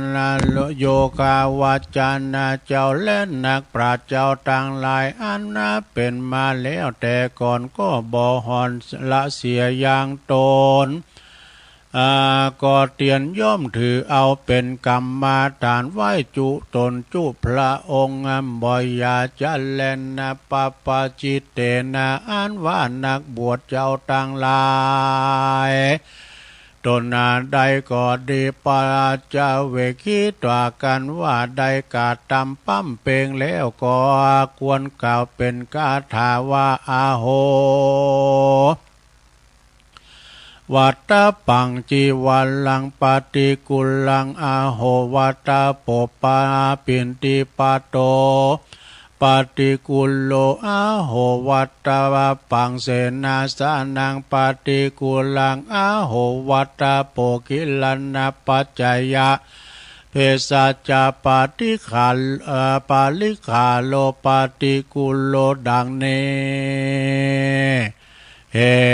ตุด้วยเหตุว่าอัลลาหันตาเจ้าต่างหลายเล็งหันยังกุลพุทธเจ้าต่างหลายได้ปฏิบัติกรรมฐานแล้วก็ฮือภาวนาเอาคุณพระพุทธเจ้าตนพระเสด็จด้วยบทว่าอิติปิโสสวากขาโตสุปฏิปันโนตั้งแต่ตนถึงปลายนั่นเตอแล้วก็ล่ำเปิงในใจถึงปาละมีปัญจันโดยบทว่าตานาปาละมิโยโสภะกวาลอดสุดปลายเป็นดังอันได้กล่าวมาเบื้องต้นนั่นเตอปุกกาละยิงใจฝูงได้ปฏิบัติดังกล่าวแล้วก็จักบังเกิดภาละอานิสงส์มากนักจักใดพาแปะยังข้าศึกและศัตรูภัยมานะอุปาทวะกังวลอนตันลายต่างหลายได้เสียงแลหิด้วยเมตแต่และอัลลาหันตาเจ้าต่างหลายได้แต่งแปลงยังทำปัลลัมเมปัญจันไว้กำจูศาสนาทลาบต่อเต้าหาปันพระวสากันแล้วว่าปุกกาละยิงใจฝูงใดได้ปฏิบัติตามคำสอนแห่งอริยเจ้าทั้งหลายก็จักได้เถิงยังมรรคภาละไปสู่เวียงแก้วเนลาปานเจ้าแต่ดีลีบ่อยาจะแลนาตุมเหภวันตาอันว่าสู่ต้านตั้งหลาย ได้เกิดมาพบปะใส่ปาพุทธศาสนาแห่งพระตถาคตควรปาการใส่ใจปฏิบัติตามคำสอนแห่งพระพุทธเจ้าแล้วมันหือตานรักษาศีลภาวนาไปใจอย่าได้ขาดอย่าได้พระมาทลาสาเพื่อหือใดเอาอัตตาตัวตนได้พ้นจากต่างทุกข์ยากวัฏสงสารได้ถึงยังนิพพานเวียงแก้วเป็นที่แล้วดังกรรมกรรมผาธนาและนาพระพุทธเจ้าตนพระเสริฐได้นำเอาธรรมอันดวงอันล้ำเลิศมาเทศนาอันมีชื่อว่าปาละมีปัญจานอันติดเนื่องสอดดันนำมาโดยกรรมฐานอิติวุตตปากาเลตะปากาเลนะก็โดยมีประการดังกล่าวมานี้แหละนะสหัสสะปาลมีพุทธคุณนังนิติตังขียาอันกล่าวยังทำปาลมีปัญจานะก็บางโกมสมเรสเด็จแล้วเต่านี้ก่อนแลสาธุสาธุสาธุจบลงไปศรัทธาญาติโยมทั้งหลายทำปาละมีปัญจันเนาะนำเสนอศรัทธาเป็นธรรมแบบว่าสังฆะปะปึกสื่อโพราชตาไปในโตด้วยนะศรัทธาเป็นธรรมมงคลด้วยนะทำปาละมีปัญจันเพื่อจะเอาไปเทศตอนที่ว่าเพิ่นจะลงก้ามสังกายนะเทศเมื่อค่ำยามคืนพุทธาภิเษกายะปฐมสมโพธิกายนะปาละมีปัญจันแต่ก่อนนี่เราได้ฟังเนาะครูบาปุณห้วยน้ำยินนะครูบาบุญยังเพิ่นจังมาเตตามบ้านเฮาเทศออกวิทยุด้วยนะครูบาบุญยังปุญยังกะโลนะก็เพิ่นก็มามีจื่อมีเสียงมาตั้งเฮานี่หว่างนึงนะเตทำเพิ่นเตแบบลำนำละบำปิ้นดาวละไม้จ้าแบบซ้อลงนาน ฟังแล้วก็โมนระบำลำนำเพิ่นนะแต่ประเดี๋ยวนี้หลวงปอครูบาบุญยางเปิ้นละสังขารไปแล้วเนาะศรัทธาเมืองลี่พุ่นเนาะห้วยน้ำเย็นเมืองลี่พุ่นเอาปอนนี่ก่อนเนาะเอาปอนธรรมไว้ก่อนศรัทธาสัพพิติโยวิวาจันตุสัพพะโลโกวินาศตุมาเตภวัตวันตะลายโยสุขีติคายุโกภวะอภิวาทานาสีลิสานิจังวุธาปัจจายโนจัตตาโลธรรมาวัฏันติอายุวันโนสุขังปะลังเอาละวันพุกก็เสาะมาแถมวันพุในวันพฤหัสเนี่ยเป็นวันของตุลุงแต่ก็จะได้ประกาศข่าวสารงานบุญครูบาอาจารย์ด้วยเนาะครูบาอาจารย์โดยตุลุงก็จะมาพัดศุกร์เสาร์ฉะนั้นญาติโยมทั้งหลายเนาะช่วงนี้ก็จะเป็นช่วงหน้าฝนนะเอาไปตีไหนก็ตามไปนำตาหุนตั้งหรือว่าอยู่คุ้มอยู่โห่เฮาลุงขันได้มาตะลางกลางโขงก็ระวังบ่เนื้อคุณเฒ่าซวอย่างเฮาน่ะมันขี่มืนก็เป็นหุนเป็นอันกลางโขงเฮาเป็นทรายเป็นหยังนิ่มเป็นหยังน่ะที่เปิ้นลาดสัตว์ตายนี่ก็ซะนะที่มันมีขี้ไข่คูน่ะวันนั้นตุลุงก็ไปวัดวาเด้อ มันผลเลอเถยคุณเฮาในตัวใหญ่ตัวหลวงนี่ระวัง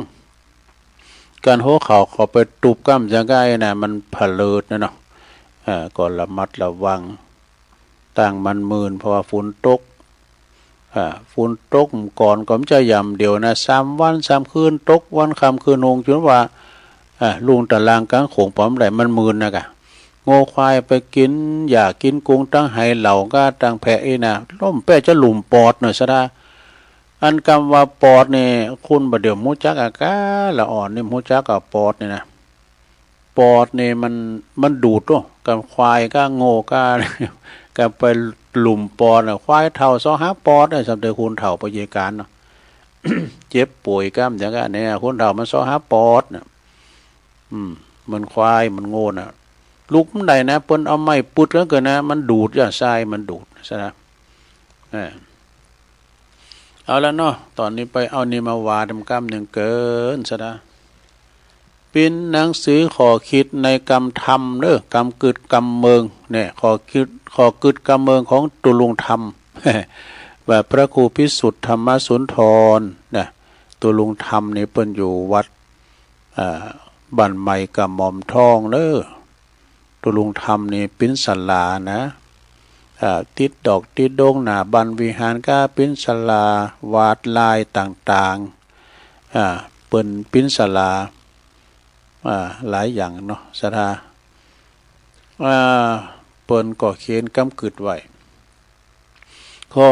กึดกำเมืองบ่าขาดบอดี้ขาดเนี้ยบอดี้ก็คือขาดสติขาดเนี้ยก็ขาดได้ถ้าเฮามีสติสัมปชัญญะนะเฮาต้องตั้งสติก่อนเพศภัยมาตั้งหน้าเนี่ยเฮาใจเฮาปังเนาะก็จะหกจะลูเนี่ยนะเฮาต้องใจดีสู่เสือก่อนตั้งสติก่อนก็เฮามีสติตั้งมั่นนี่นะโอ้มันสบายนะขาดบอดี้ก็คือขาดสติติบอดี้ก็คือติเพอการทำลายล้างเนี่ยว่าช่างติเนี่ยมันต้องไปเห็นที่ไหนมันถึงติเปิ้นโยหันเนาะ ติให้ติดีเปิ้นแปลงพระเจ้าก็ไปติเปิ้นแปลงพระเจ้าจัดงามแล้วเนาะโอ้มีติล่ะเพิ่นเนาะบ่คือไอ้ช่างติมาติแล้วไอ้น่ะไอ้ช่างติมาบุตรเขาก็ว่ามีติแล้วน่ะจัดงามแปลงพระเจ้าปั่นพระเจ้าจาดเหมาะเอาช่างติมาติช่างติมันก็เตียวไปเตียวมาแวดไปแวดมานะก็งอกโหยด้วยดีเหมาะงามแต่พุทธศิลป์นี่นะพระพุทธรูปเจ้าเปี่ยมป้าปิ้นตีไหวที่สางามเหมาะเนาะแต่ไอ้เนี่ยคำว่าแต่เนี่ยเขาหูตังแล้วดอกมันแต่ยังมันปากบ้าใด ยังการมันอยู่นะเนี่ยคุณถึงลงถึงหลายการช่างติอยู่ติบอดี้คือการติทำลายเนาะติเพอก่อที่ยังดีนะติเปอทำลายนี่มันใครดีนะต่อไปล้างบอดี้คืออย่างกินข้าวล้างตีนล้างมือนี่ ล้างมือนั่นล้างมือถ่าได้กินเนี่ยนะเป็นว่านะกินบอดี้คือกินอย่างกินบอดี้ก็คือกินบนเฮินขี้รถบนหลังคาเนี่ยสุมาเนี่ยนี่นะแต่กันเนาะกินอยู่กับเปิ้นแต่นี่นะออกนอกคุ้มเราหัวเขาไปเราควันเฮิมเนี่ยบอกว่ากินบนเฮินขี่บนหลังคาเนี่ยหันเต้นน้ำเต้ม้ามผ่อนนะเจ้า ค่าบอดี้เนี่ยคือราคาเพราะว่าราคาราชังไอ้ด่ะแล้วก็จังบอดี้ก็คือจังคุณหลายใจ อันนี้มาต่างนอกได้หน่อยเนาะโอ้เพลงบนโมนเนี่ยจังคนหลายใจเนี่ยนะแล้วก็ใจบอดี้หรอนี่กันใจห่อลุมบ่จอยใจบอดี้นี่หนึ่งบ้าโมนน่ะบ้าโมนบางงั้นสังอนาวสดาญาโยมจิตใจบัดต่างบัดต่อนี่นะเปิดว่าใจลอยวะนะใจลอยแล้วก็ลอยบอดี้ก็คือลอยหน้าลอยตาลอยกระทงยังดีนะยังมาลอยหน้าลอยตาเขาอยู่เองนะตาบอดี้นี่หรอตาเสาะตาเสเนี่ยตาเสาะตาเสบอดี้นี่ก็เสหาเลืองอันนี้นะเสหากะเลืองที่บอดี้บัดดักไอ้เนี่ยไปเสหาเปิ้นแล้วก็เลืองบอดี้หรอเรื่องบอดี้นี่ในศรัทธาญาโยมสันเตอเรื่องมันมีน้อยเดียวน่ะมันปิ้นกว้างใหญ่ไปเนี่ยก็คุณหนึ่งบ้านหน่อยคุณหนึ่งว่าหน่อยนี่เล่ากันไปแล้วก็ไปเรื่องมาก็เลยล่ามกันเป็นเรื่องใหญ่เรื่องน้อยปิ้นเรื่องใหญ่เนอะศรัทธาเนาะเมื่อว่าต้นเท่าเข็มใบเต็มน้ำเนี่ยแพ้ตอบได้เพราะสมัยเมื่อก่อนเราได้ปัญหาต้นเท่าเข็มใบเต็มน้ำอยู่กลางทุ่งนาเนี่ยนะปิ้นว่าพักเวรว่ะก็มันน้อยแต่ใบมันแผ่ไปโมแต่ใบมันนะพักเวนเนี่ย ใหญ่บอดี้นี่เหรอใหญ่บอดี้ใหญ่ข้าฟ้าก็เล็กกว่าฝาโลงนี่ใหญ่บอดี้คือใหญ่ที่ไร้คุณธรรมนี่ใหญ่บอดี้นี่นะคือใหญ่ไร้คุณธรรมเนื้อสาราเนาะอันนี้ก็จบไปอย่างหนึ่งเนาะคือข้อกึดกำเมืองนะของตุลุงธรรมแถมบทหนึ่งประวัติจะได้สาระข้อกึดคำคมในคำคมตุปีธรรมนี่เปิ้นพยาเปิ้นแตกที่นะซะนะพยาเปิ้นแตกเปิ้นแม่นแปลงโง่ละปูนก็ได้นะพอพระเจ้าพระนอนเปิ้นเอาตอกสารนะซะนะพระเจ้าตอกสารเปิ้นกินเปิ้นตานเข้าแล้วในตุลุงก็ได้ไปช่วยงานเปิ้นอาจารย์เบเปิ้นมาเป็นจานโฆษกพิธีกรโอ้ยโมนที่วัดบ้านใหม่กระหม่อมทองนะ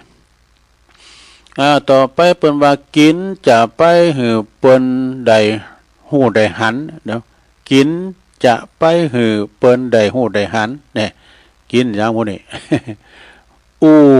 จะไปหือเปิ้นได้เจ็บอกเจ็บใจเนี่ยแต่ซะได้เนาะซับเตอเฮาอูไปโดยมันย่างคิดนะ อูไปเปิ้นตะกึดปิ้นจะฮื้อพองจ้าอย่าเนาะซับเตอเฮาอูไปมันมาแสลงใจคนอื่นบ่ก็มีเนาะซะท่าจากนั้นการอู่กันจะอู่หือเปิ้นฮักก็อยากหนักยักหวังเนออู่เปิ้นจ้างกำเดียวก็ตึงใด คุณหักเตาพื้นหนังคุณจังเตาพื้นเสืออย่างนะเปิ้นว่าเนาะซะดาจากนั้นก็เปิ้นมีธรรมบทหนึ่งบอกว่าอยู่อาศัยจะไปหือเปิ้นได้เบื่อหน่ายกายจังเนี่ยไปอยู่ไปอาศัยก็เปิ้นนะมากินนอนบ่ช่วยการช่วยงานเปิ้นอีน่ะลุกมาถ่าช่วยมือถ่าดากินเนี่ยอันนี้เปิ้นจะกายจัดจ้างจะหน่ายเนาะกับตีอยู่ได้กับใจอยู่อยากฟังจะไปโดนฟังฟ้าวรีบตัดสินนี่ฟังพอกะไปว่าฟังกองหน้าเดียวเนาะเขาก็ฟังตึงสองผากแล้วก็มีใจมีกินมีใจมีกินก็หู้จักเฟื่อเผื่อแผ่แต่กันเนาะเอามีกินมีใจนั่นนะสดาญาโยมทั้งหลายเอาก็มีการเฟื่อเผื่อแผ่เฟื่อเผื่อแผ่ไผญาติพี่น้องหรือว่าคุณที่เปิ้นด้อยโอกาสเต็มได้กินได้ตานเนี่ยนะเขาก็เฟื่อเผื่อแผ่เปิ้นด้วยแบ่งปันนะเป็นคนเฒ่าคนแก่ก็มันแวเข้าวัดเข้าว่าอันนี้แน่นอนนะโลเนาะถึงเข้าวัดเข้าว่าอยู่เป็นประจำอยู่แล้วนะเจอก่อนการเฮาได้ไปวัดเดือนว่าก็หั่นใดเปิ้นเอาศพเอาสาเข้าวัดเข้าว่าเฮาก็ได้ลดเข้าไปวัดไปว่าไปเข้าไปไหว้พระเจ้านี่นะเนาะจะไปมาจะไปจะมาก็มันได้ซึ่งประโยชน์การเฮาไปที่ไหนก็ตามไปวัดไปว่าเฮาไปพอเราเปิ้นปิ้นประธานเปิ้นเจิญไปจิถูกจิเต้นเฮาพอเปิ้นปิ้นตัวอย่างไว้บางทีเฮาอาจจะได้ปิ้นประธานพอนะเปิ้นจิเต้นผักได้ก่อนนี่เปิ้นจิถูกจิเต้นจังได้แล้วเปิ้นเกณฑ์ขันเขาจะฮื้อน่ะเดี๋ยวลุงบอกให้ลุงนำมาเกณฑ์ขันเขาก็เหรอยกไปกับบ่โตดูผมเจ้าชื่อก็มาจำโหเขาดูเจ้าทึกสุดท้ายเนาะจะพายจะโพดก็ไปมันได้เข่าข้างลำเองเนี่ยเปิ้นจะพายจะโพดก็จะไปเข่าข้างตัวเก่าเองลงไปนี่จบลงไปซะนะเป็นข้อคิดคำคมของตุลุงธรรมศรัทธาเนาะตุลุงธรรมวัดบ้านใหม่กำมอมทองครูบาอาจารย์ตุลุงเนี่ยเปิ้นมอบไม้ปอพยามาเหอะเนาะตอนนี้ไปตุลุงจะได้ประกาศงานเล็งโดนหน่อยเนาะงานเล็งโดนก็คือแสดงความอาลัยในการจากไปของพระอธิการเฉลิมทิตตธรรมโม ตัวลุงเลิมเนอะตัวอุ้ยกำลังนะอายุเก่า11 ปีว่าซะนะท่านพระอธิการเฉลิมทิตะ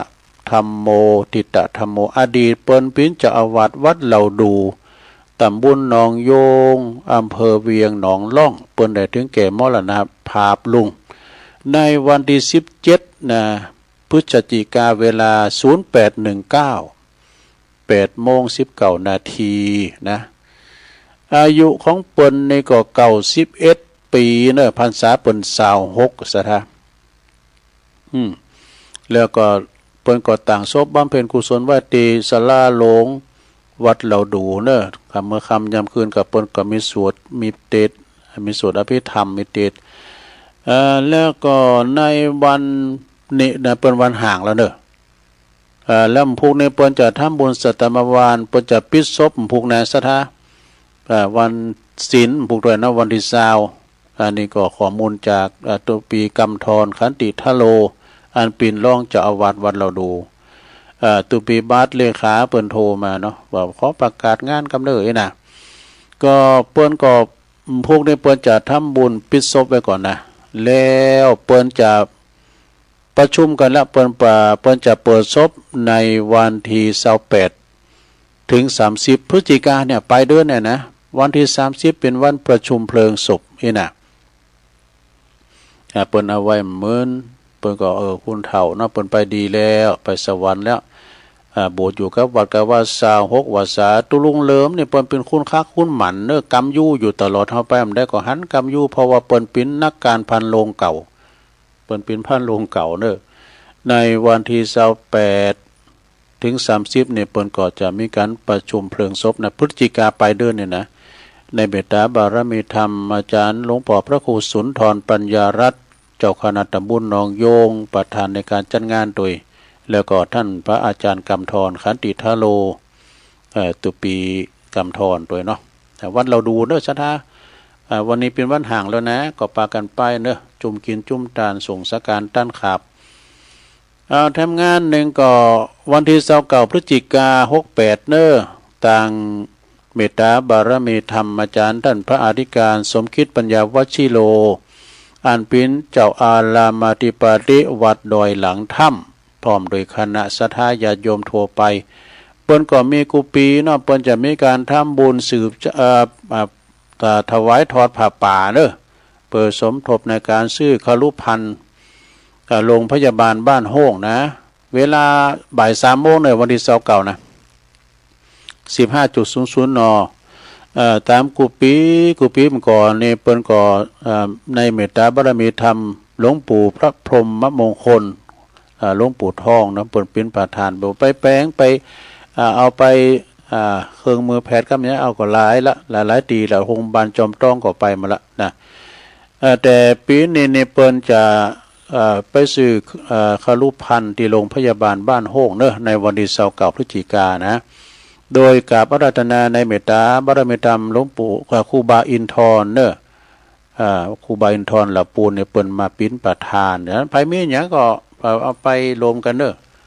ปัจจัยเงินทองเนาะเฮาก็เวลาว่าเฮาเจ็บปีนยินอุ่นก็ถึงเข้าไปหงยุคหงยานะวันที่15เด้อสถานเด้อวันที่29นะ15 นาฬิกาทำงานหนึ่งก็ขอประกาศเนาะงานออกเมนพระราชทานเพลิงศพนะหลวงพ่อครูบาบุญส่งเนอะโสพนจิตโตอดีตเปิ้นเจ้าอาวาสวัดเสาหินตำบลศรีโบบานอำเภอเมืองจังหวัดลำพูนครูบาบุญส่งนี่เปิ้นอายุได้75 พรรษาได้28 พรรษาเนอะเปิ้นก็จะเริ่มทำพิธีเริ่มทำบุญวันที่23ถึง30พฤศจิกายนปลายเดือนนี่เหมือนกันเนอะ23นี่เปิ้นก็จะได้อังการรัตนาสรีระลางอะไรดวงวิญญาณของครูบาบุญส่งโสภณจิตโตคือนอนพระศาสนกหัสดีลิงแล้วก็จะทำบุญกันกูคืนกูวันเนอะถึงวันที่30ก็เป็นวันประชุมเพลิงศพในตอนนี้นะไผจะมีเจ้าภาพไผจะมีเจตนารับเป็นเจ้าภาพสังฆทานชุดละ 2,000 บาทเนอะชุดละ 2,000 บาทหรือว่าจะเป็นเจ้าภาพอาหารโต๊ะจีนแน่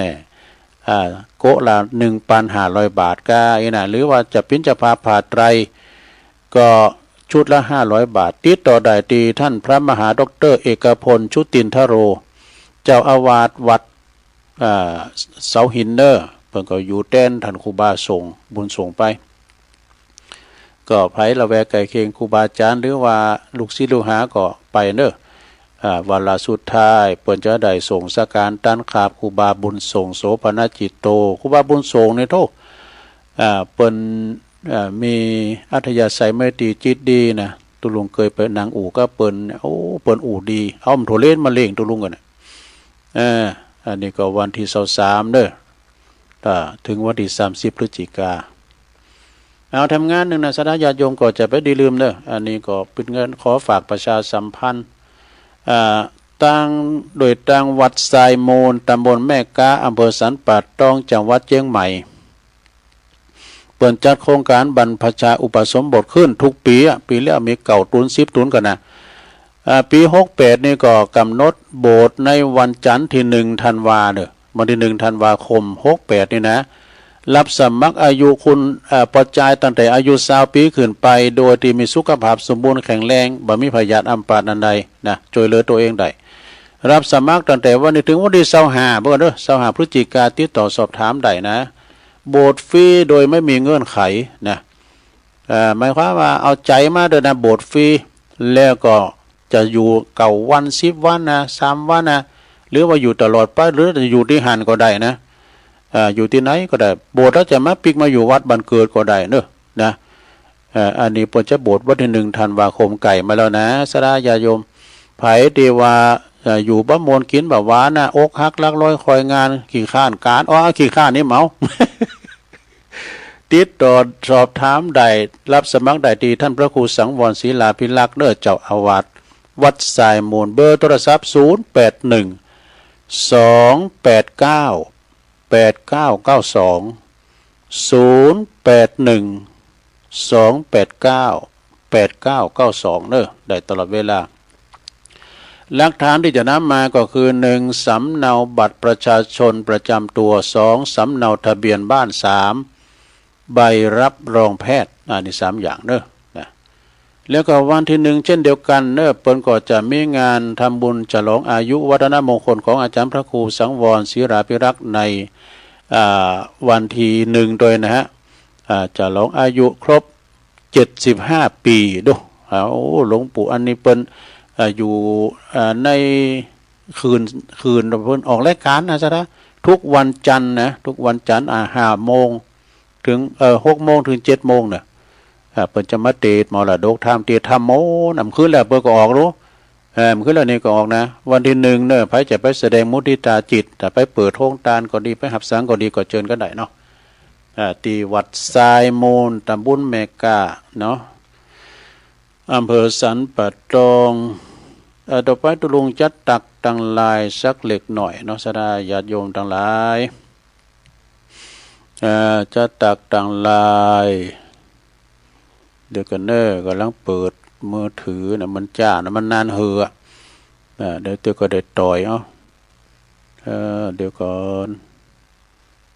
เนอร์ขอความกำลังเข่านะกลุ่มคลื่นสีขาว155นะแล้วก็มีกลุ่มเทพารักษ์20นะแล้วก็จากดอยน้อยพัฒนาตำบลหนองหานอำเภอสันทรายแม่ครูธัญญาทองอิ่มจากกศน.เชียงใหม่นะแล้วก็บุญส่งจากลำปางไหวสานะครับเนอะแล้วก็โยมยุพินหอมอาลาปีน้อยฟังจากบ้านไม่โยก็ชัดเจนดีอุ้ยสาวคุ้มตะวันเมืองวะปุ่นนะดอยสะเก็ดเนาะบ้านลงเหนือ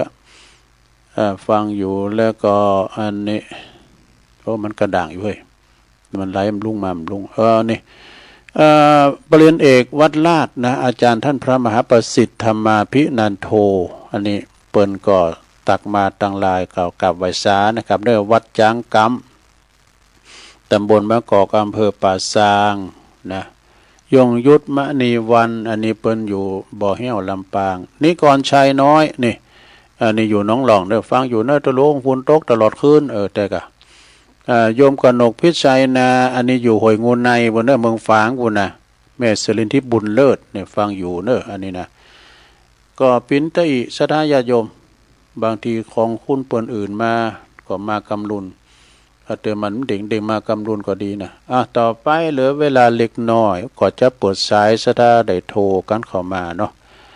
จบจากตุลุงแล้วก็ฟังรายการครูบาอาจารย์ต่อเนาะ0899556506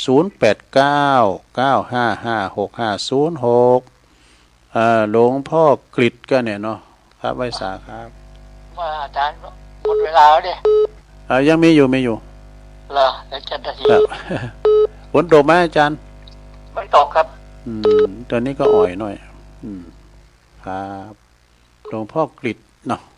ปุณะเจงดาวนะเจริญปอนเจ้าไอ้ตาเจ้ากำยองวันละกรรมนะเจ้ากำวัดติดปอดนะเจ้าภาษาไทยแปลว่าติดโคนเละๆนะเจ้าไอ้ตาเจ้าเจริญปอนติดแล้วฮัลโหลเจริญกราบนมัสการหลงวันมาท่องตำวันทัดกันถึงวันศุกร์วันเสาร์วันอาทิตย์เนาะครับก็ฟังกับเจ้าปรมีปัญจันนิเตศเป็นนี่เป่งนะเป็นเดินดีเป่งนะแม่นะนี่เป่งเนี่ยเทศตอน5:15ใช้เวลาสัก30 นาทีประมาณนั้นน่ะเทศช้าหน่อยเนาะอาจจะถึงใกล้6 โมงเขาเทศอันนี้สงฆ์ปกติวันศุกร์นี่อยู่เนาะครับวันศุกร์ทีอย่างนี้ฮะวันศุกร์วันเบื่อวันพุธวันพระวันเดือนดาวอยู่ก็นิมนต์อยู่วัดรอสักพักหนึ่งจะไปเซอร์ไพรส์วันศุกร์ที่21กันเนาะ21ครับวันพุธที่20ไปไหนเดี๋ยวลำได้ไปไหนเขาถ้าเดือนธันวานี่มันโคตรงานเยอะงานมันใครทีนะมันส่งใต้ก็น่าส่งงานกันได้ส่งใต้กำแล้วก็จะไปก่อนเดือนธันวาเนาะครับที่เขียนนินทานี่นั่นจึงบาดดีเนอะดีแต่ถ้าเป็นหลงตัวเก่าก็บดีมาล่ะก็เขาถึงฟังไว้ปฏิเตียนนินทาวันนี้นักแก่ของมันเนาะถ้าเจ้าของบุญผู้ก็ซบประมาทเนาะแม่นแต่กะแน่ฟังทำแล้วก็ได้ทำมาทำใจจะยาทำใจนะฟังทำแล้วได้ทำใจอันนี้เป็นฟังแต่เนาะฟังแต่ก็วันนี้ไปไหนกันก็ว่าเนี่ยผมไปแต่ไหนข้าวฝนมันโตแต่ว่าทำให้ไปดีดูคนที่เปิดมัดเขาว่าจะเปิดเตี๋ยวเฟืองนั่นน่ะแย่เนาะฝนจะมาใช่ไหมดูแต่ว่าดาจะไปโทษคนก็มาได้คนซักผ้าก็แค่แดดคนตากเข้าก็แค่แดดคนแดดออกผ้าพยากาศก็เดือดสมองเนาะกราบไหว้สาด้วยความเคารพวันศุกร์ที่21นิมนต์อยู่วัดเจอกันนะครับครับผมแต่เซอร์ไพรส์สวัสดีเจริญโอ้ยสวัสดีหลวงพ่อมานิถาวโลเนอวัดใหม่มีโชคหอมบุญเจริญปอนเจ้าค่ะพระสาเจ้าตุลุงวันนี้ก็มีบุญแห่งวันนั้นเนอตื่นขึ้นมาก็ได้ไหว้พระฟังธรรมกับท่านตุลุงธรรมดาเจ้ามาแล้วเนอแม่สุเกียวมันศีลาพรสิเตี้ยมันห้องกับปูนนะเจ้าตุลุงฟังก่อนฝนกระโตกขึ้นมุ่งนะเจ้า